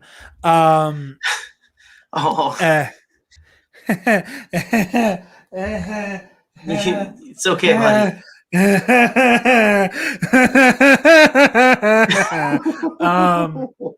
Put you there, buddy. And then Cade just jettisons. Bob away a little, Ben. Bob away, yeah. buddy. Bob away the pain. And then Cade jettisons Krayt's body into the sun so that it's he stays dead. And Darth Nihil, Krayt's, I guess, third in command once Darth Talon takes that spot. The Pretender is here. Scotty, help. Scotty, this you poor you. Is that So What is that? My content creator angel is taking over my precious show. Excellent choice of words, Scott. Scotty just came in here and just completely like Yeah. Somehow. Somebody in the comments explain to Scotty that I have his job now. Scotty has returned somehow. Not for long. Hold on. But yeah. Cade has his happily ever after, and Darth Crate's finally defeated. And yeah, those three characters, they're incredibly underrated. And you know, a lot of people talk about Revan, a lot of people talk about Darth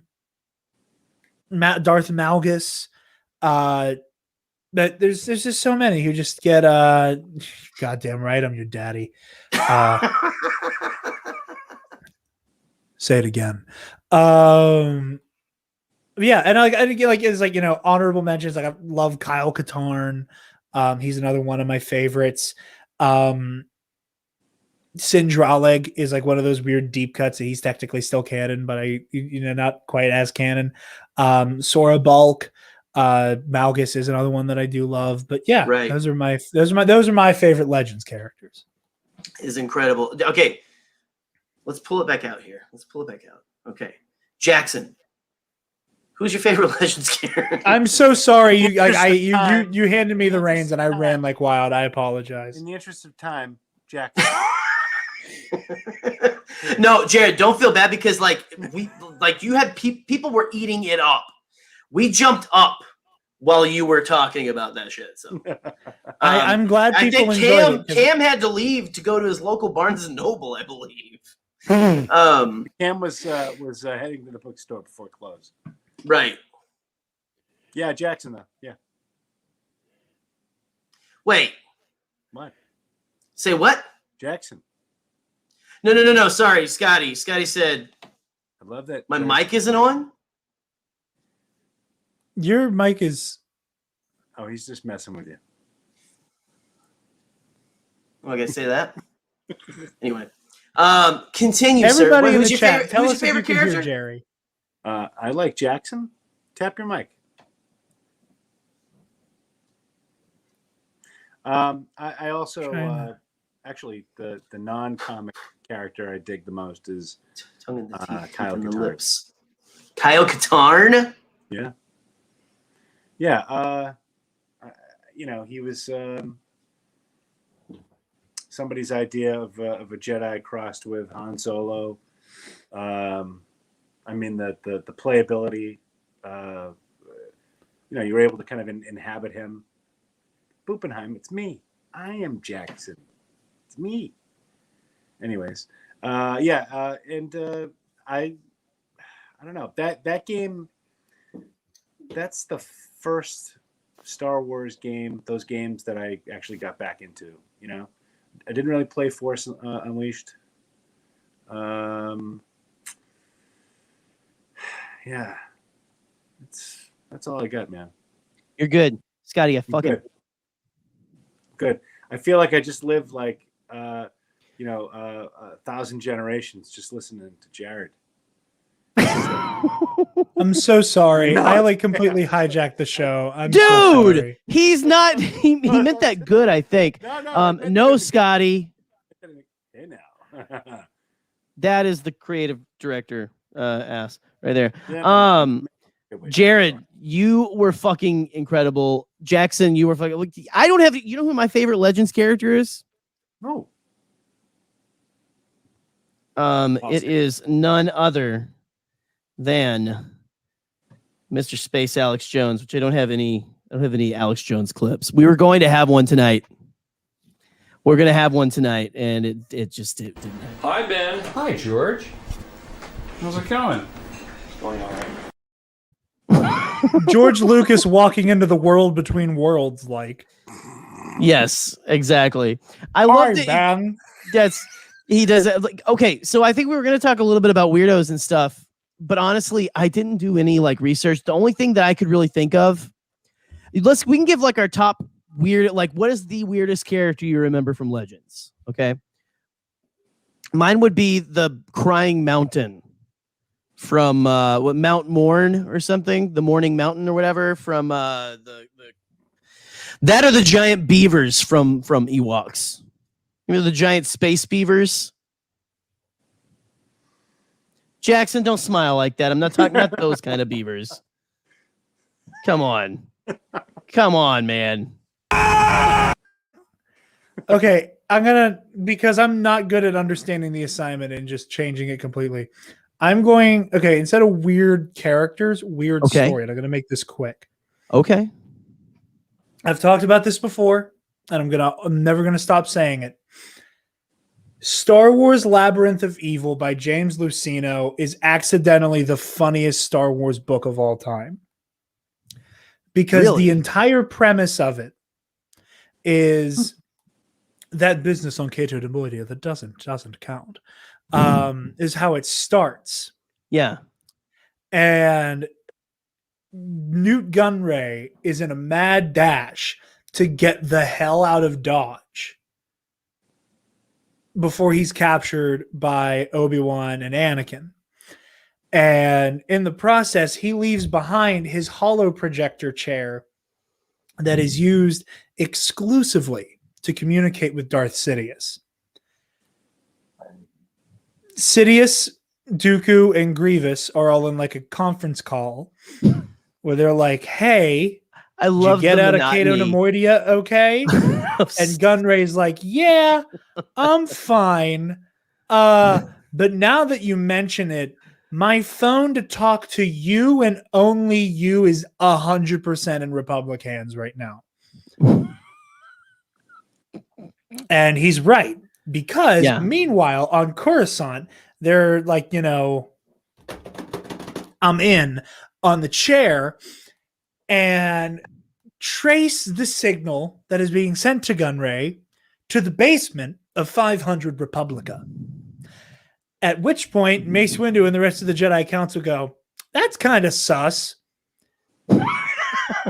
Sure, there's nothing wrong there. Now, while they are going, "I'm in," what we don't realize is Sidious goes, "Okay, cool. I'm going to hang up the phone on Gunray now before I commit more war crimes." And then immediately has a private conversation with Dooku where he is freaking out. He's like, "It's done. It's done. We lost. Everything's about to fall apart. We've worked so hard for 3 years to keep my cover from getting blown." Is and this not about to a fall apart robot at the chicken seams. sketch? This sounds like a robot chicken It sketch. should be. At which point, Palpatine's like, "I don't know what I'm going to do. I'm about to get it far away from my mic. I'm gonna have to take over my dad's hot dog business." He's like, "I don't know what I'm going to do." There's always money in the banana stand. And then this is a Palpatine solution.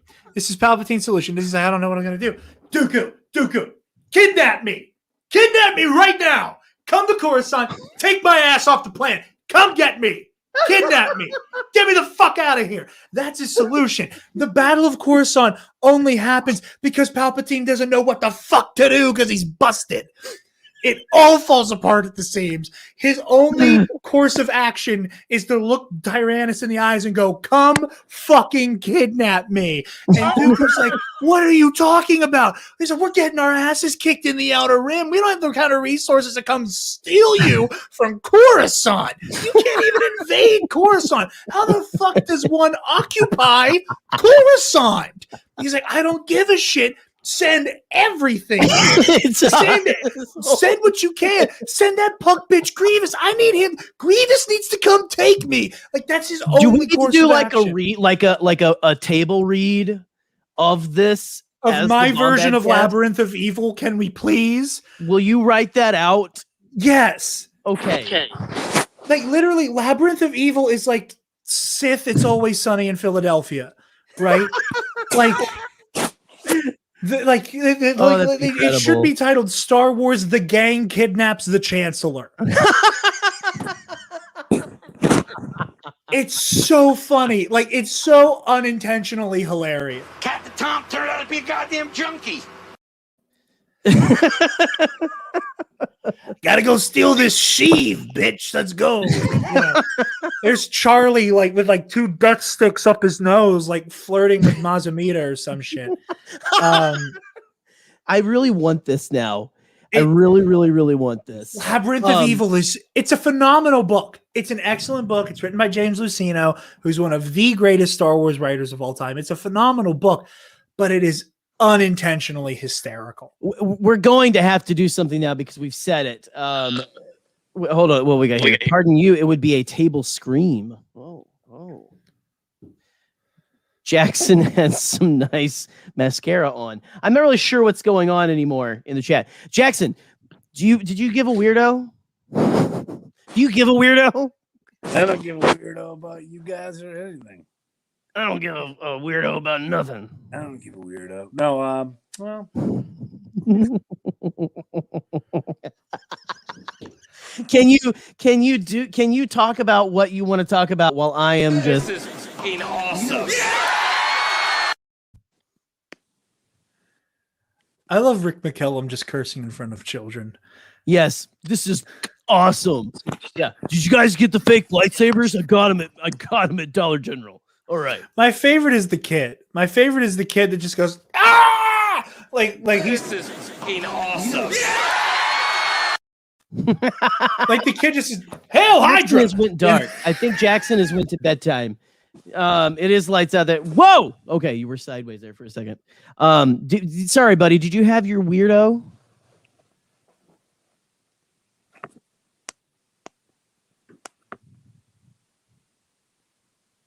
We're just holding on this. We were just going to hold on this. Jaxxon, can you hear us? And he's gone. I hope he's okay. Me too.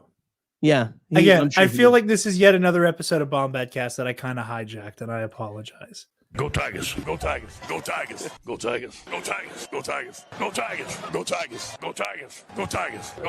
Go Tigers! Go Tigers! Go Tigers! Go Tigers! Go Tigers! Go Tigers! Go Tigers! Go Tigers! This is the longest effing video in the world. Scotty, what the hell? Anyway, guys, Jarod, you did not hijack anything, my friend. You are excellent. Seriously. You know what? We're gonna give you one of these. Partying is cool. Dying is not. Still don't know what that is, honestly. But Jaxxon, are you with us? Yeah. Can you hear us? Okay. Somewhat. Did you have a weirdo, or are you just cool? You cool? I have weird. I no, I'm good. Good? I mean, I think Jackson's kind of kind of overlaps, you know. He is a little bit of both, but like I don't know. Honestly, you are changing my opinion on Jaxxon. We'll have to do another episode. We'll have to just do like a full-on Jaxxon episode, and not like on you. I'm talking about the actual character Jaxxon. Oh, yeah, of course. And stuff, because I went on a journey with that character. And it's all because of you. Fantastic. It was fantastic. Natalie is fantastic. It's going to be fantastic. I mean, it's going to be... Yeah, absolutely fantastic. And it's awesome. I'm enjoying it. Absolutely awesome. I'm so happy. George is so happy. It's just fantastic. Ah!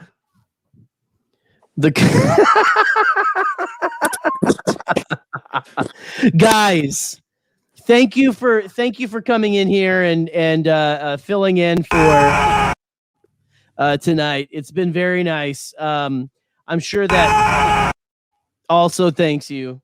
I don't know. What do we got in the chat here? You guys got anything? I love how passionate Jarod is, only to be accompanied by 2 children. This man is telling you he took your job, and you okay? All right. Yeah, wait, no, go full screen and show the nameplates, because I want Scott to see my name. Okay, hold on. Let me pull it out. Let me pull this bad boy off of here. Oh my gosh, it's so far up there. I do that. I say that stuff unintentionally all the time. There we go. Oh, hold on. Let's get him up. Oh. There you go. There it is. Oh, shit. Look at that.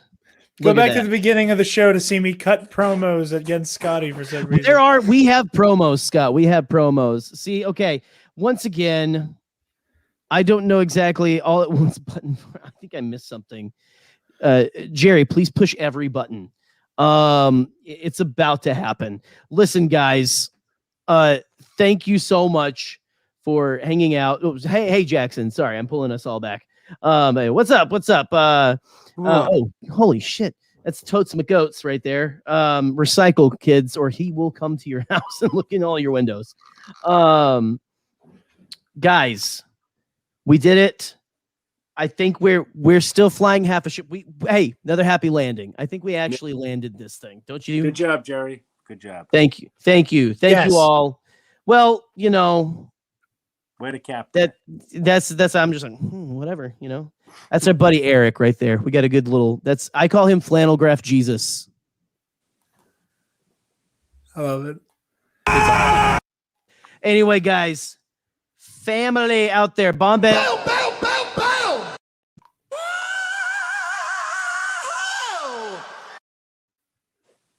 We wanna do a little number for you now. And that number is, guys, like the stream. Thanks for stopping by. We love you. Jarod, take his Twitter page. Raylo Kiss, please. Raylo Kiss. We will end on Raylo Kiss. And you know what? Jarod, you've said it before, right? You have. You're like the Steve Martin of the Bombad cast. Jarod, Jaxxon. I'm sorry. You ever notice Gerry, Jarod, Jaxxon. We're all sounds. Jaxxon, do you want to I'm not exactly sure what's going on. Oh, you must have just checked Twitter. I did. We will have to find out. Guys, go check Twitter after this. Jaxxon, will you please tell the wonderful, I love you, Scott, wonderful people what they should do? Oh, please. Stay Bombad. Stay what? Stay Bombad. All right, man. Stay Bombad. Peace.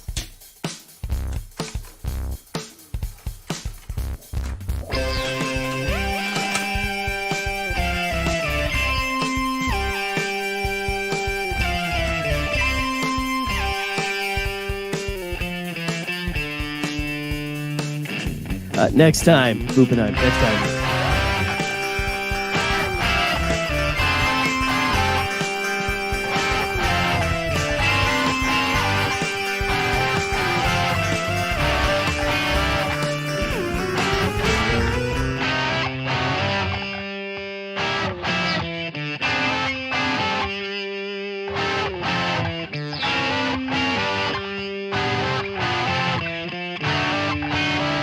You shall all